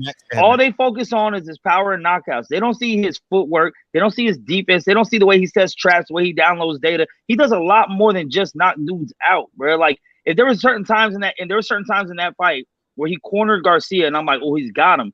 But then he like slid to the side, and I'm like, why did you let him go? And I seen he let him go, so he only had one direction to escape to catch him with the hook on the out. You know what I'm saying? A lot of fighters just stand there, and then you have left or right to get out of there, like Boots. Right? Dude could escape left or right. Tank shut off one whole side and only gave you pretty much like basketball, the baseline. I know where you're going. And mentally beats you if you try to go to that side, so you won't do it again. Exactly. Well, all I'm gonna say is he better not fight like that versus Haney and Shakur. What's Haney gonna do? Nigga, the sweet signs, hit and not get hit. Like, hey, they got to be perfect for 12 rounds, bro. He better be in shape for 12 rounds. And nobody closes distance like Tank. He's one of the best trap setters, inside fighting, body punching, even his jab from the outside, because he has a lunge jab, which could cause that nigga don't use his jab, bro. He just trying to knock niggas out the whole fight, bro. I don't know what you talking about. He used his jab last night. Tank, bro. Tank. Bro, you know who Tank remind me of a little bit? Benavidez. Nah, hell no. I swear to God. But listen, Tank got all the skill, but all that Tank nigga. can actually Listen, box. he remind me of Benavidez, bro. He just coming forward trying to knock you out, bro. Because he don't respect his opponents. They haven't put him in here with a Haney, a Shakur. You know what I mean? Somebody for him to respect. So how does it come forward and knock you out when he has knocked dudes out on the back foot multiple times? Bro, the nigga is a whole. Listen, Tank. The way Tank has been fighting lately is just like Benavidez, bro. You talking Hey, about? what do you mean? Well, hold on. What do you mean lately? His last fight against Rolly was off the back foot. He knocked him out off the back foot one fight ago. Bro, Tank ain't show no skill in that fight. All you try to do is walk him you down, a bro. Tank hater. It's good. Just say it. Just say I don't like. Just say it. Nah, fuck with Tank. I'm saying Tank got skill, but he don't use it because he got that equalizer. But you just made false statements, bro. His You last just said his last couple fights. Hey, so if Kevin His Durant last played the three San fights, he Antonio showed Spurs, three he's supposed to different go get 75 against them, right? Because they don't play no defense. So Kevin Durant, before he steps on the basketball court that night, he's supposed to get 75 against the Spurs. So if he go out there and get 28 and 15 and 15, then he had a bad night, right? But he still got the job done, though, right? Like, what are you guys talking about? That's a horrible comparison. But that's terrible, Tavon. I don't know. That was really bad. I don't know what you smoking on, but that was terrible, bro. Yeah, but the frequency is different from other sports. So now we got to wait for Jaron to come back in October. But L's been patiently waiting. Go ahead, L.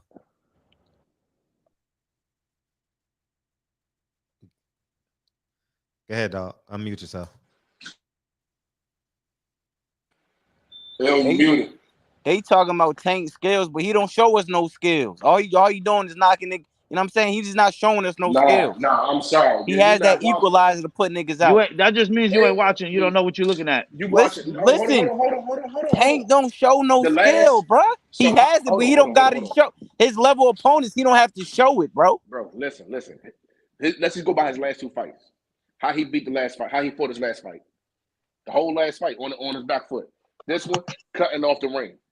He closes off the distance. He keeps a wider stance and still when he gets checked, he still is sturdy enough to not even go down. He keeps a wider stance so he can shorten up his distance when he got to close. They go L. Listen, man. Again, like a lot of cats, man, be talking and really don't know what they be talking about because they don't understand what they looking at. And it's okay. You just need to learn. And sometimes you gotta listen and take in game from people that know what they talking about. Because if anybody can see that Tank, if anybody can say that Tank don't got skills, they crazy. The man, I used to say this a lot about Mayweather. Mayweather was that worker that came to work for 4 hours but still got paid for 8 and overtime. He never had to work the other 4 hours. He was that much above the game, above everybody else. Same thing with Tank.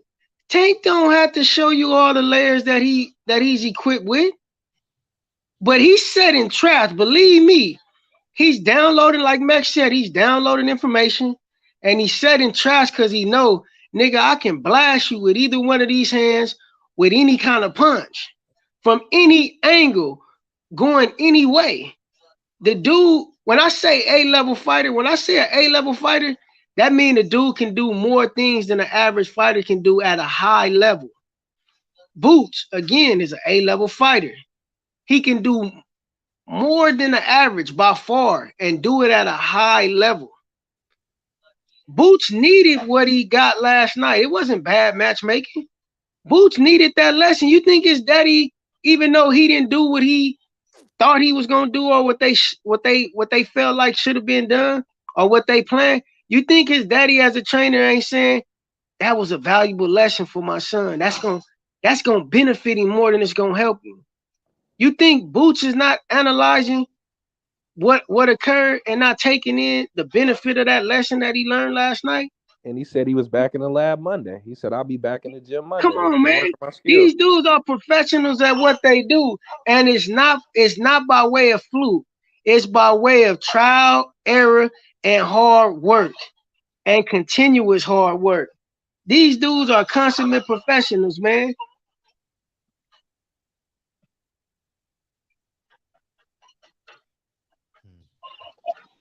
Can I ask a question? Why do people hate Tank? Is it his personality? Is it I gotta background? keep it. I gotta keep it a stack with you, bro. I'm not saying you said. Listen, I know Tank got skill, bro, but I'm saying a fighter that has no respect for his opponent's power. You know what I mean? He just get him out of there, which is cool. But all this skill you talking about, I'm not saying it, L. I know he got the skill because I seen it early in his career, but right now he has no respect for his opponents, bro. A lot of times you don't. When you're a fighter, you know what you can do to certain guys. It's certain guys you're gonna go in there with, and you're gonna say, I'm gonna have my way with this nigga. It's some guys that's gonna be so dangerous, they gonna make you sharper. Cause you're gonna have to be that sharp. The issue with Tank is he's fighting so low belief himself that when he does show his skills, it's just a quick glimpse. And he just used a little bit of his skill just to get to where he gotta go. The rest of the time, he's not there. He's mentally checked out. He's on something else because he knows this guy. Once you know you can't hurt him, he's already downloaded you. The first 2 rounds, he's already figured out what he's going to do. Calvin Ford already told him this is a trap we got set. And if you listen a lot of times, he's telling him, all right, now go. Do the trap. Do it. Just wait. Wait. All right, now do it now. So let me ask you a question. So based on you saying that, so for the Ryan Garcia class, where you got that fight at based on what you've seen and how you feel? You think Ryan's gonna bring the best out of Tank, or you think that's a Who you talking to me, or you talking to other dudes? Ryan gonna bring I'm talking to Born Hustler, I think. Yeah. Nah. Listen, I think that'll be a decent fight, but I listen. To be honest, I'm like to keep it a stack. I only want to see Tank versus Devin Haney and Shakur Stevenson, bro. So you think I feel like those are top. Those top honchos. No, I think Tank Davis gonna knock him out in the 9th or 10th round. Honestly, I'm just keeping it a stack, bro. I think Shakur would be the fighter to bring the most out of him. Just because Shakur has a I want to see Devin Haney, Shakur Stevenson, Tank Davis all fight each other, bro. That's all I want to see, bro. I want the best to fight the best. Devin Haney and Shakur fight that Tank. They're not gonna fight Tank. That fight ain't gonna happen, bro. I mean, I'll say this against we've seen what happened with the Rolly. Disappointed in that. Okay, never mind. I don't even think Tank would even want to fight them dudes like that for real. Nah, Tank want to fight him. You can tell. But I mean, in the press numbers, conference. bro. It'd be the politics coming into it. That fight, you'll see Devin Haney. Tank ain't scared of no man, bro. Listen, listen. Ain't none of them scared of each other, bro. I just want to see the fight. I just want to see the fights happen. That ain't happening, bro. I think we all saw what happened when Tank does respect his opponent because he admitted that Rolly hit him hard, and we saw him adjust. He was on the back foot, started setting traps, wasn't leading as much. We saw that. We've seen so many different sides of Tank. I don't see how people think he's a one-dimensional fighter. We've seen him knock dudes out on the back foot. What did he say? Front He foot, said when he hit combinations, Rolly, he hit him with a straight shot. Bro, I said Tank has skill. I said he don't got it. We seen him with a broken against his hand level opponents. Box. He don't got to use his skill versus these niggas. You know, he can get him out of there, bro. Because people fall in love with the highlights. That's why. People fall in love with the highlights and they get stuck and say, oh, this is what I want to see. This is what I'm supposed to see. Man, bro, people love to see knockouts, just like Mike Tyson. Everybody that's a fact. Word is bomb. But that's why I said Tank is a more skilled fighter than Deontay Wilder. He getting niggas out of there, bro. Hey, can I point something out real quick? That's why he's the biggest draw. Can I point something out real quick? We giving all this criticism to Tank, even though he knocked this dude or he stopped this dude, he punched him blind. But the same people that want to hate on Tank or criticize Tank give credit to Boots for his last fucking performance. Oh, he wasn't that bad. It's because of this, because of that. But then when Tank did what he was supposed to do, oh, he needed to do more. Who was Boots fighting? What was his level of opponent? You motherfuckers ain't never heard of him since before last night. He was a 60-1 underdog, the biggest underdog on the card. And Boots did nothing with him. Who the fuck did Tank fight last night? Who was that guy? Okay, but Hector Garcia was the closest in odds when you go to betting odds on anyone, and he did what he was supposed to do. Man, come on, bro. Everybody Speedy didn't do it. Boots didn't do it. That was a goddamn tune-up fight, bro. Boo Boo and Tank, they were all tune-up fights. They were all. That's a goddamn. I got a question. I got a question. Tank could fight better. That nigga Tank could find better work in the gym than that nigga. That's a fact. I got a question for the panel. The guy that Boots fought, who does his style mimic? Because I'm sitting back in hindsight, I'm thinking that it was just a preparation for. There you go. I think it's preparation for the next step up fight for him. to see what he can do with an opponent that fights like this. Hey, I want to ask this too, though. But I heard Bill Haney was ducking Shakur. I mean, I heard Team Haney and them hey, Fred, I heard Team Haney ducking Shakur. Because I heard Bill Haney got on H Money shit, talking all that. We going to fight Shakur next. And then niggas got on his ass, God. I don't think it's done. Hey, Fred, can you Fred, check you ain't hear about that, Fred? Hey, Fred, check in with the old man, because they saying Lomachenko said he ain't ready for Devin Haney for 8 more months. Man, shit, you believe that? You crazy. Bob making that fight. I want to ask. Well, man got more power than Bill Bob. Haney said that Shakur could cut the line and fight Devin Haney next. But they probably want to make sure that it makes sense, bro. Like with the money and everything. Like you don't want to fight too early and the money ain't all the way there and shit. Like Bob knows Loma getting old. He got to make a fight. And then Bob probably want to make sure that fight seasons and then make sure that they fight so he can maximize his money as a promoter as well too. He don't want to make that fight too early. He know he want Devin Haney and Lomachenko to fight first and then season that Shakur Stevenson and Devin Haney before Devin Haney leaves Top Rank. You already know you want to do that first to maximize his money with the fighters. Man, Bob wants Loma to win so he gets the belts back because Haney's leaving after this. Bob ain't trying to let Haney leave with them belts. Loma ain't being Haney. I want to ask this, man.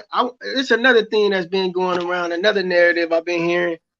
It's been going around maybe for a year or two, maybe, but it's becoming more of a thing. Where do people see that Tank don't respect Calvin Ford? I don't think Tank respect nobody, but he doesn't. I think he loves them. And when you put but everybody drawing this conclusion based on what? I'm going to answer the question. What I believe it's real simple. When what you do impacts others' lives, do you have the discipline not to impact their life in a negative way? I'll say that I think Calvin Ford, uncle, whatever you want to call him, coddles him. Mentor. I think he coddles him. I think they all play too much into Tank's sensitive side. Like if you notice, even when they was in the corner, he's like, "No, it's okay, it's okay, it's all right. Come on, talk to me, Tank. Come on, it's all right. Sit down, relax. Okay, yeah, we'll find him. We'll find him." Like he's coddling, focus on the fight. Focus on the fight. He's not stern, but that may be what Tank needs because we don't know the inner workings of Tank's mentality. Yeah, they know Tank better. You may push Tank so hard that he might just shell up. Yeah, you don't. I don't see where people are saying, because this is all I've heard people make their conclusion off of and draw their conclusion off of is the fact that Tank don't even look at him in the corner. I've heard that a lot, and I'm like, how can you draw that conclusion? And it makes me laugh because I'm gonna be honest, man. Just go look at every fighter in the corner. You really don't make eye contact with your trainer.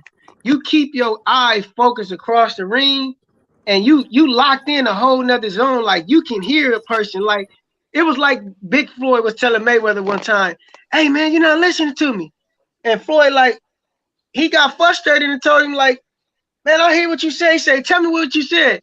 Nigga, Floyd drew that shit. Man, he regurgitated that shit so cold. And Big Floyd was just like, "Oh, damn." Everybody that said that drew that conclusion. That Tank is the way he looks around. He's looking like he's blatantly not paying attention. He's not like he's looking at the corner. You don't like he's in the stands. He's like the dude. Or maybe he's so attentive he sees everything. He says that a lot. I'm telling you. Hey, Fred, you better tell him, man. He know where all them exits are when he sit down, dog. Come on now. I think people be reaching sometimes, man, to kind of like support a narrative that ain't there. Like I understand this. People are drawing all these conclusions off of like bullshit observations that are inaccurate after things have been accomplished. Like there has been no rift between their camps, so how could you draw that conclusion? And they're doing their job. And Kevin Ford hasn't been out coached yet.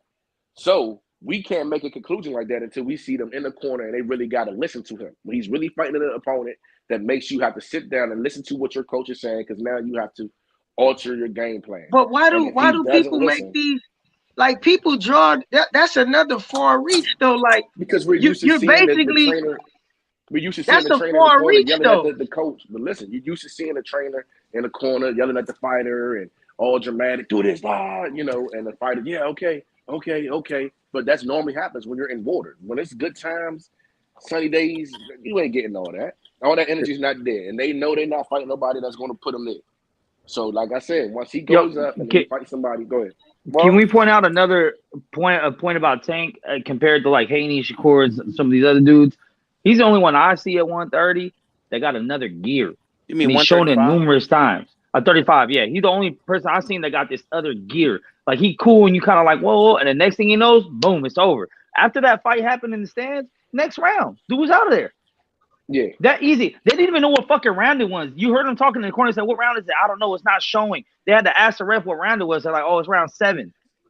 I think two rounds later, it's over. That check was there. You know what I'm saying? He got the tomato out of there. But I haven't seen Shakur or Haney take it where they step up and it's like, 6 years. Shakur did with Josh.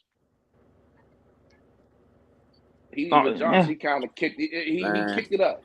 But that's the benefit of Tank having that explosive power. Like, when you see Tank is an A-level fighter, and based on the definition I gave you, everybody's an A-level fighter. You giving everybody L's. I wish you was my team. No, I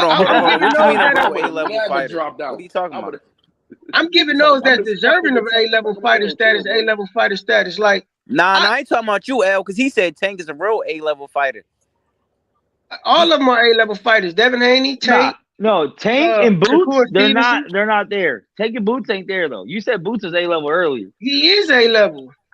So he's on Tank's level. I'm not comparing them two dudes like. No, I'm talking about your level. I'm comparing your level. So they're A-level fighters. Boots at least. All right, L. So what is Virgil Ortiz?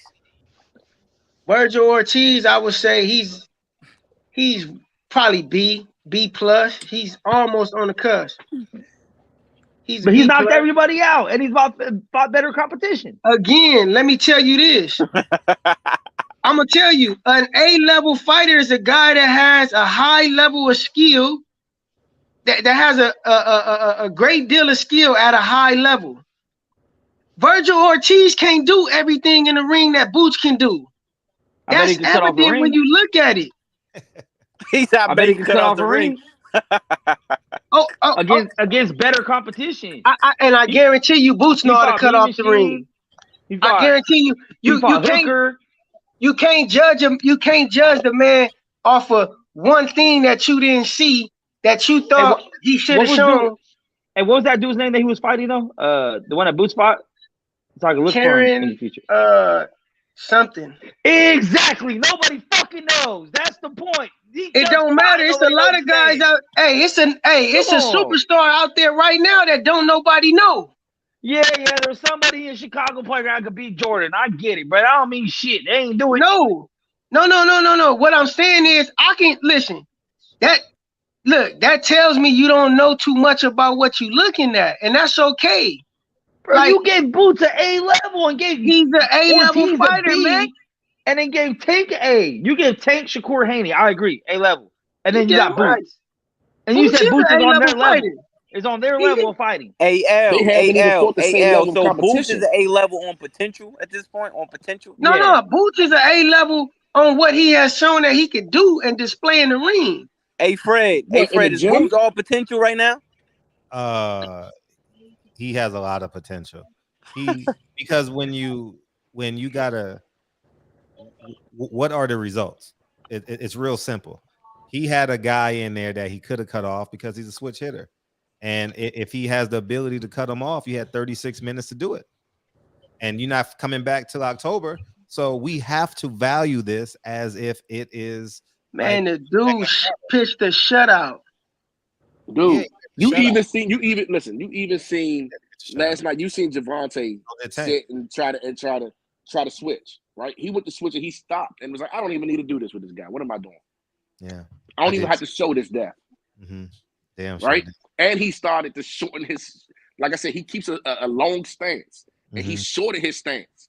So, all right, I don't even need to do that. He started pulling tools off. When Boots should have been adding tools on. Even if it was just a training thing to see, okay, can we go far? And I think that's what his opponent was thinking. We're going to take him to deep waters. We're going to take him, as far as we can. Let's see if that endurance lasts. Let's see if that his IQ lasts. Let's see if his power can last deeper into the round. He wasn't. They tried to outsmart Boots. He was defensively like, we're going to wear him down, wear him out, tire his legs because they thought that maybe he could cut the ring. But seeing as though he couldn't cut the ring, he didn't get tired. He got frustrated. And I'm gonna tell you this. This is another thing. People that's talking about he didn't cut the ring off. What they evidently didn't see the dude was doing. The dude was giving him so many angles. Even when he did cut the ring off, all you do is give a guy another angle, which he was doing. Last night, would Errol Spence, if Errol Spence fought Boots, he would have beat him up last night for 12 rounds? Errol Spence and Crawford would have beat him. Beat him up? I'm talking about beat him up. Beat him up. Yeah. It would have been a competitive blowout, possibly. Well, styles make fights, and Errol don't move like that. Errol's not avoiding punches. Errol's gonna come straight at him. I'm talking about Errol and Boots, L. I'm talking about Errol and Boots. Yeah, Errol would have beat Boots up. I believe Errol. Yep. I've never bought into the train that he could beat Crawford or Spence. I believe Crawford and Spence beats him today, yesterday, tomorrow. No, so beat him up. So that means how is the A level? Super A's? So are they super A's or something? No, I'm saying no. I'm confused. No, L. Would Errol and Crawford had beat him up last night? Like beat him up. It would have been a competitive blowout. Same thing with Sean Porter and Spence. I called that a competitive blowout. It was very competitive. 6 rounds, I had that fight a draw. After that, it was a competitive blowout because Errol stepped it up a level, and Sean didn't make the adjustments necessary. I don't understand competitive blowout though. That's where you're losing me at. The words that is, I don't know. How many times you seen a football game, a team lose by 17, but they lost it at the end of the game? The game was close, and they lost it at the end of the game by a few mistakes. Yeah, I feel it was you're not gonna judge that game off of the last 5-6 minutes because for the great majority of the fight, for the great majority of the game, it was very competitive, and that's where your emotions was vested at. That's what your emotional side remembers. So I'm a Minnesota Vikings fan, and that Colts game that we had, that wasn't a competitive blowout. It was a competitive game. It's either a blowout or it's competitive. It's no competitive blowout. Yeah, but y'all came back. That's not really what he's saying. That's what makes it. I'm saying. So that's okay. That's what I'm saying. So that's what's not making sense to me because to me, you're either competitive, and competitive is okay. You lost that Tony Hurst and Charlo fight. Competitive.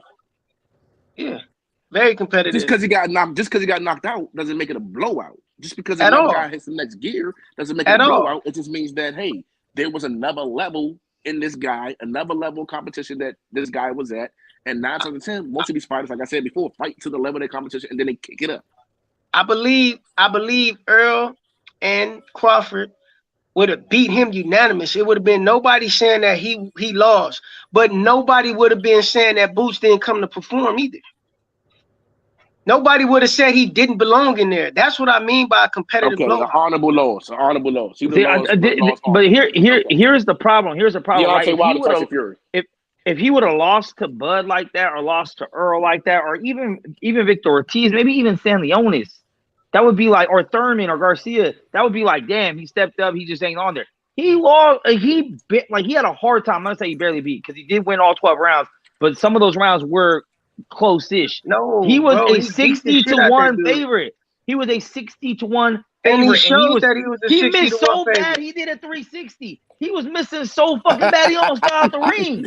Are you serious? Yeah. Do you know? Do you understand though? Do you Max? Let me ask you this, bro. Hey, L, the crowd was booing though. L, the crowd was booing. The crowd booed him.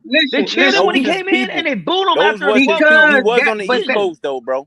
But that's what we got today in boxing. We got a bunch of people that roots and that are fans that really love you one minute, hate you the next because you don't live up to their expectations. Well, that's because everybody giving Unrealistic everybody expectations. A's. Like Boots, yeah, I was hoping that he knocked the dude out. I was gonna play a fucking a parlay, and I was gonna have him stopping the dude under the whatever the cut was. I was gonna go under, so I would have been extremely pissed, but I wouldn't have been one step over disappointed. Michael Revier or Michelle Revier, how do you say his name? Boots one step over that. I'm talking about on grade wise. Do y'all have an opinion on the coach slapping Nicholson? Did y'all see that? Oh yeah, I seen that. He know his fighter. Coach, He know his fighter, man. You know, the fighter didn't have a problem with it. You don't know. That's probably their language of communication. I don't know. Yeah. I'm not personally gonna slap my fighter because I just don't think it's a way in which I would probably slap my son if he was my fighter before I slap somebody else because the relationship is different. That's their style because I don't think that would work with Kevin Ford and Hey Fred. Yes. Hey Fred. So how you think Boo Boo looked last night? Below average. Because he's done. He's done. No, he's not done. His job was to go sell his job was to sell. He's a viable big time fighter at 168. That was his job. They had a perfect opponent for him. A guy who's injured, been knocked down 11 times before he got in the ring. Hometown guy. He had a chance, and he failed. He failed at the mission. He's a good fighter. He's a competitive in every fight, and he can win any fight. But his job was to go there and make some money, and he didn't do it. His career remind me of Gary Russell, just like El said earlier. Like Boots was, Boo Boo was always that person that, you know what I mean? He didn't live up to his expectations or our expectations. You know what I mean? Like, that's like fact. 7 years ago, I thought he was the next big thing. Then the nigga couldn't get a fight. He ducked to Charlos or whatever. Fred, am I right or wrong? He couldn't get a dance partner. Yeah, management issues. His dad. Yeah. He couldn't get the right dance partners. But also, I think with this fight, I think a few fighters do this. They purposely show flaws that's not there, so they can get the fights that they need. Because as long as you look dangerous, nobody's gonna want to fight you. Too much risk. You got to make them believe that it's a clink. It's right. Something there. You got to make them believe. Oh, I can exploit this. Oh, like okay. now, So great point, Combo. He will get so many call outs. Errol Spence and Boots next. That's a great point you made, Combo. Because look, if you believe that, then you could never criticize Tank competition. See, in this game, once you learn the business side of this game, you understand that the only variable that matters is what you bring to the table. But Tank, the problem with Tank competition is that Tank has a pattern. It's a consistent you said what, brother? pattern. Tank's competition is a consistent pattern. The same type of fighters, the same type of outcome. He's not even trying. I think who was that? It was Errol Spence when he came back. He said, I could have been put him out. But I wanted to show that I could box the 12 rounds with him. I forgot who it was he was fighting. Was it Mikey Garcia? Yeah, Mikey Garcia. No, he couldn't. No, he couldn't. Who the fuck says I could have knocked him out, but I didn't? He boxed him, bro. That's a fucking lie, bro. He didn't walk Mikey Garcia down. He didn't walk him down. He did not walk him down. Boxed him in the middle of the ring, but I just chose not to. Errol Spence was in the middle of the ring that fight, bro. That's a fact. That's because he couldn't corner him. I never bought that shit what he said about Mikey Garcia because I'm gonna tell you like this. He beat him at his own game. He realized this with Mikey Garcia. This little Mexican motherfucker stronger than I thought, and he hit harder than I thought. It was smarter Earl to play the game that he played because had he fought that fight like he usually fight, he would have gave Mikey a lot of opportunities to hurt him. I'm gonna be honest with you. Earl was smart to fight that fight like that. My opinion. Hey, Kane, you got something to add to this? Kane, you there? No. Just packing right now, brother. Honestly. Okay. Just Man, the cap that goes on for our favorite fighters, man. This is crazy. Hey Fred. He could have Fred, knocked so him how out. you He feel just about didn't that? want to knock him out.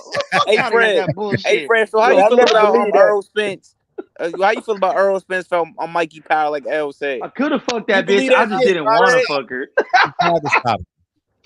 He tried to stop him in the 9th or 10th round. Even Derek James went to the middle of the ring. I was there, and he couldn't. He didn't. You know, the man do 1,300 punches that round. He was tired. And Mikey Garcia was a formidable opponent. Mikey Garcia wasn't just no regular little guy, man. Mikey Garcia the goods, man. Ain't no I punk. think Mikey Garcia was like top 5 pound for pound at that fight or some shit, number 5, some shit. 9, somewhere in there. He was. Mikey Garcia, was. man. Mikey Garcia was a dog, man. I heard a lot about that dude, man, from a lot of cats, man, that sparred him and that used to go to Oxnard, man. Mikey Garcia was a monster, man. Was a bona fide monster. What happened at the end of his career, though?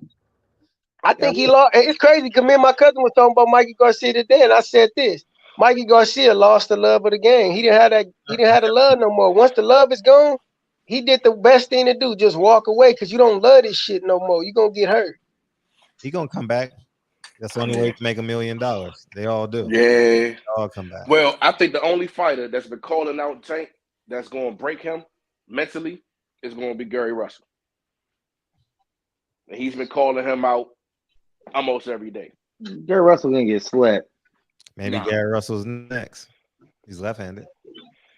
Hey, and then what's gonna happen when Tank knocks out Gary Russell? Oh, he was a little fighter coming up. He's been out the game for a year. I can see him There's all knocking him out, kinds but of I said he will excuses, bro. mentally listen. I said I can see him mentally breaking him because the way he fights and the way he frustrates people, and it will put the pressure on Calvin Ford and them to train, to teach, to adjust. Even though these guys fight all the time, trust me, man. They've been up. If you DC, you're going from DC, Baltimore, Philly, New York.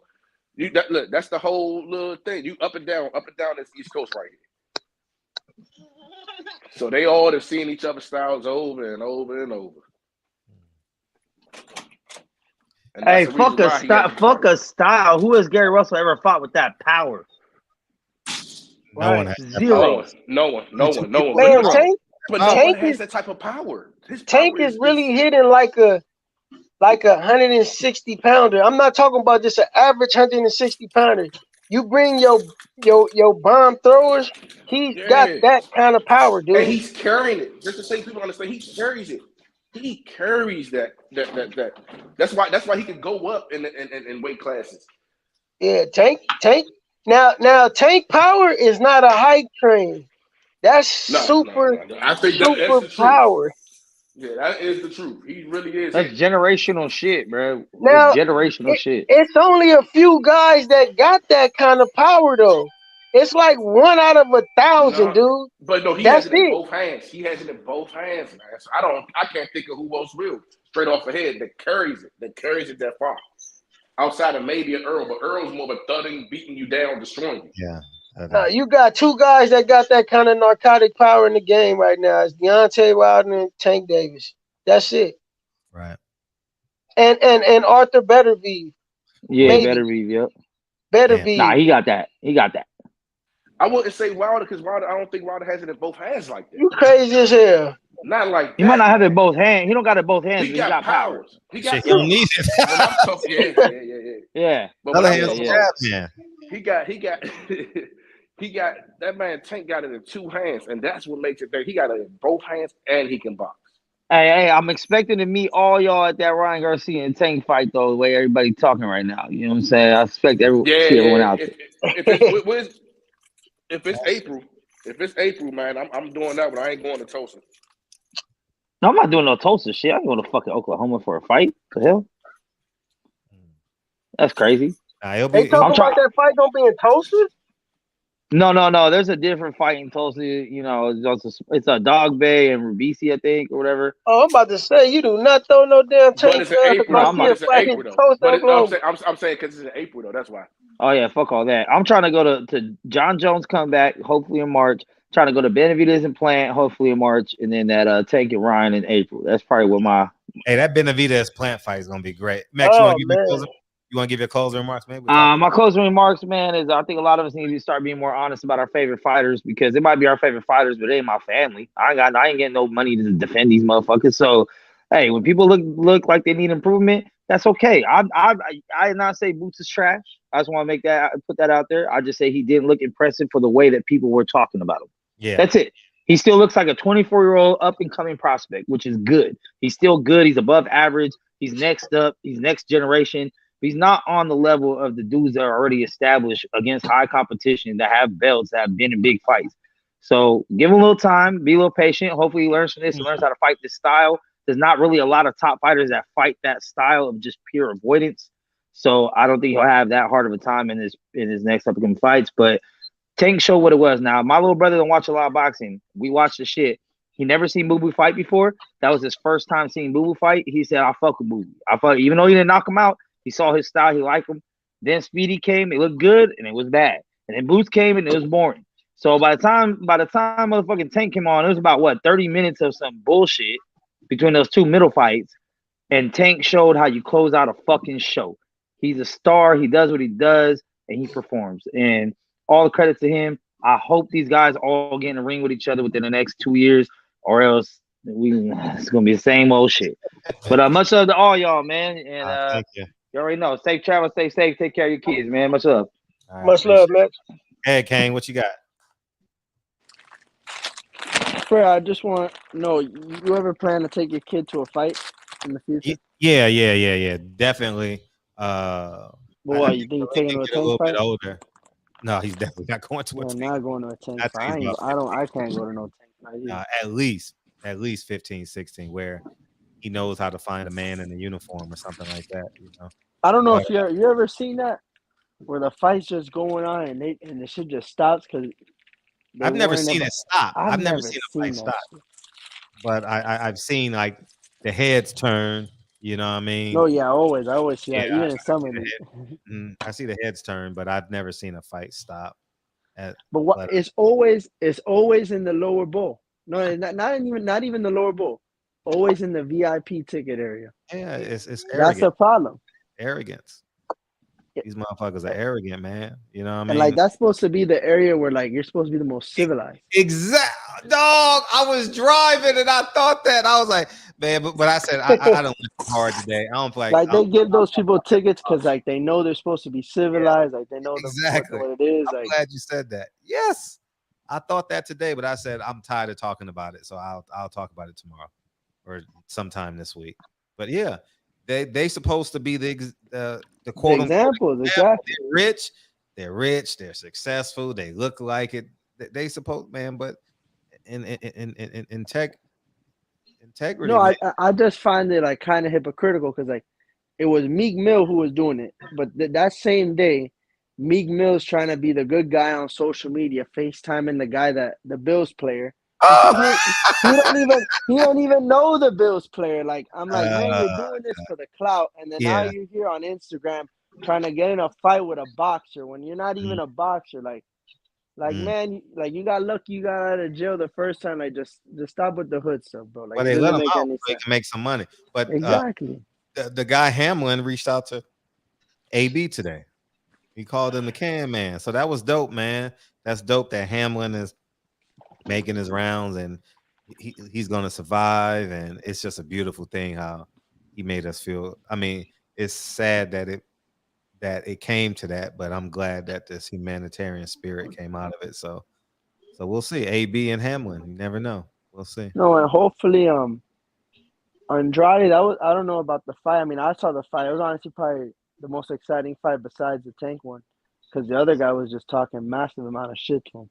Oh, was he? I don't know if you caught that. They were just screaming at each other. In the ring, they was talking shit. He was just talking mad. Oh, I was about 30 feet from the TV, so I couldn't see it. Like I mean, I don't want to say he just said like, I mean, he basically like called him a brother. He's like, come on. He's like, you think that's all you got? Oh, really? Like, he was yeah, like, oh yeah. Like calling him the N-word. He's like, come on, motherfucker. Like, what you think this is? Okay. I'm like, bro, this guy's crazy. I'm like, and he's just getting smoked by Andrade. Like Andrade just slapping him and laughing at him. He's like, I guess that's all he had left. Like the mental warfare, like trying to make him think you're crazy and maybe He gives up or something. He called him Little Steve. What's up, L? I'm glad you called him Little Steve. I'm blaming both of them. You know what I mean? I'm blaming both of them. Gary's the fighter. Meek Mill's the rapper. I'm blaming both of them. You know, so it is what it was. No, but that's all I got, Fred. You have a good night as well, brother. Thank you, dog. Everyone as well, have a good night as well. Enjoy that shipping. Combo, what you got? Man, I just say, I think it's time for Boots and Speedy to line up with each other. They still need to fight. You're right. Yeah, no, they need to go ahead and fight for the title. Who got the most hype? Let's just clean that up right now and then see what goes on from there. Hopefully Gary get him a good dance partner coming up, so y'all can see really it's not all talk. And that's it, man. Nah, thank you for coming on, man. It was a very spirited show. Thank you, Fred. If I can add one more thing. Yeah, please. The Speedy, man. I not that I felt bad, but man, his trainer was even telling him, he's like, man, don't give this shit up. He's like, don't give it up in the last round. I'm like, bro, I thought that's what he was saying. I couldn't hear. He's like, don't give that shit up. He's like, you got this. Don't give it up. And I'm like, bro, how you gonna blow it like this? Ran out of gas. I mean, I thought he lost. People were saying he didn't lose, but I'm like, bro, you can't just not stop fighting and then like you get dropped twice. Like, I mean, worst case it was a draw in my opinion. That's all I got. Thank you again, Fred. No, thank you. Go ahead, L. Another great show tonight, man. In conclusion to all that we mentioned on the show, I think it's best for cats. YouTube is a great place to come get, information, but it's always good to cross-reference that information and be able to make your own analytical judgment call. You should do some work to see if it's true what a person is saying, because a lot of narratives get blown way out of proportion, and you got cats running with false stories and false perspectives, and that's what happens a lot, especially in the boxing game. Like we got a lot of people saying, oh man, this is why the boxing game is fucked up, and that's why the boxing. Well, one of the problems the boxing game fucked up too, as great as YouTube has become for covering boxing, it has also been a downfall for the game, because you got anybody that's on the net just talking about shit that they don't know what they talking about, but they guiding and misguiding a whole group of people. And see, when you're not telling people the truth and you're not giving facts, then you turn people off once they be able to see shit for what it is. They like, man, this is not what it is. So I see that going on a lot too, man. But that's why I always say cats need to make their own judgment call, because it's really not that hard. If you look for everybody else to give you the answer, then yeah, you're gonna be a sheep. You're gonna be easily misled. But if you putting that information together with your own analytical work that you're doing and making a judgment call off of that, you're gonna be better equipped to understand what's going on. So yeah, man, it was a great night of fights. Last night we seen some positive things, man. I'm glad Demetrius Andre back in the game. I hope that he finds that killer instinct in him, because the boy can do everything in the ring. He got all the skills and he's defensively slick than a motherfucker. You just got to be a finisher in this game. If you want to sell tickets and be a draw in this game, you got to be able to close the show, because that's what fans want to see, And people say that, oh, yeah, this guy just don't got power, man. Everybody has power. If you punching 1,000,000 times over the course of your life and you haven't got any power, that means you doing something wrong. That means you being taught wrong. Understand that. Because everybody say this. Everybody say, oh, the boxing is the sweet science. They use that cliche to try to sound smart. And then they tell you, oh, well, all it takes is 5 pounds of pressure to knock a guy out.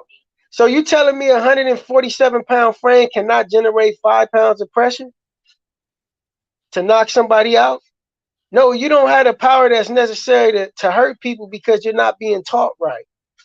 So if you want to learn how to knock people out, learn the real mechanics of from the science. Why you think Russians have so much power? All them guys hit hard. You know why? Because them guys over there in Russia, in them countries, they are more technically sound and they are more scientific based. They understand how to make the body generate power from the hips, starting from the ground, starting from your feet up. They know how to generate the power. All them guys hit hard. It's not a coincidence. They more scientifically based. They building from a scientific base. They not doing this cute shit trying to look good and just talk a bunch of shit. And no, these niggas coming in the game to hurt you. If you want to compete in this sport of boxing, come with the mindset to hurt a motherfucker. Because that's the only way you're going to make it to the top and be able to make some money in this game. Because everybody's not Floyd. Floyd is a 1 in a million talent. But I ain't going to hold you, Fred. I appreciate the show. Thank you for letting me come on, man, and speak my piece. I enjoyed it. Thank you, dog. Thank you. I appreciate everybody that came on, man. Thank you, man. It was a spirited show, and it's important, y'all. It's important that everybody's able to get off, man. I appreciate you guys coming on, and yeah, man. Tomorrow is on and popping, man. Appreciate you, Kane. I'm gonna sign you out. Thank you, dog. Appreciate y'all, man. Yeah, man. Everyone form their own opinion. Boots should be trying to get back, even if he doesn't get paid as much as he would like. He should be trying to get on the next big card smoking. And you know what I thought they were going to do? Announce a card. Because, you got the audience. You got Tank Davis crowd there. They didn't announce no fight. So the only fight they have on the schedule is February. So that means Benavidez and Caleb Plant should be announced in the next 10 days. Because they have nothing on the schedule. So I'm anticipating the first week of March. That's what I'm thinking because of the March Madness. If they go into April, they can't be. Man, we about to get the biggest excuse in the history of the sports, man. Right, Peoples Hernandez? We about to get the biggest excuse. 5 mics, man. Man, they better make this fight, man. They better make this fight. If they don't make this fight, I think it gives us a lot of answers, man. Everybody want to do their thing in-house, The Zone wants to do it in-house. PBC wants to do it in-house because the fighters said they want it. Ryan Garcia actually turned down a payday, so I know he's in because he gets paid 7 figures, right? I'm assuming he did good numbers at he didn't sell it out like Tank, but he did good numbers in LA at Staples Center. So I don't know what they were, but it's oh yeah, PBC broke. Yeah. That's why the only people fighting are the people that's making the money. Yeah, man. Yeah. Man. Now they're not swimming in the dough like they was in 2015. They're definitely not, but I still want the fights. So yeah, PBC gone, man. I appreciate y'all, man. I'll see you guys tomorrow, man. Big game tomorrow, 4:30 championship game, man. I'm excited for that game, man. It's in LA, baby. It's in LA. You see them people walking around with their sweaters on, man. You know what I mean? Thinking Inglewood is Hollywood. Appreciate y'all, man. Have a great night, y'all.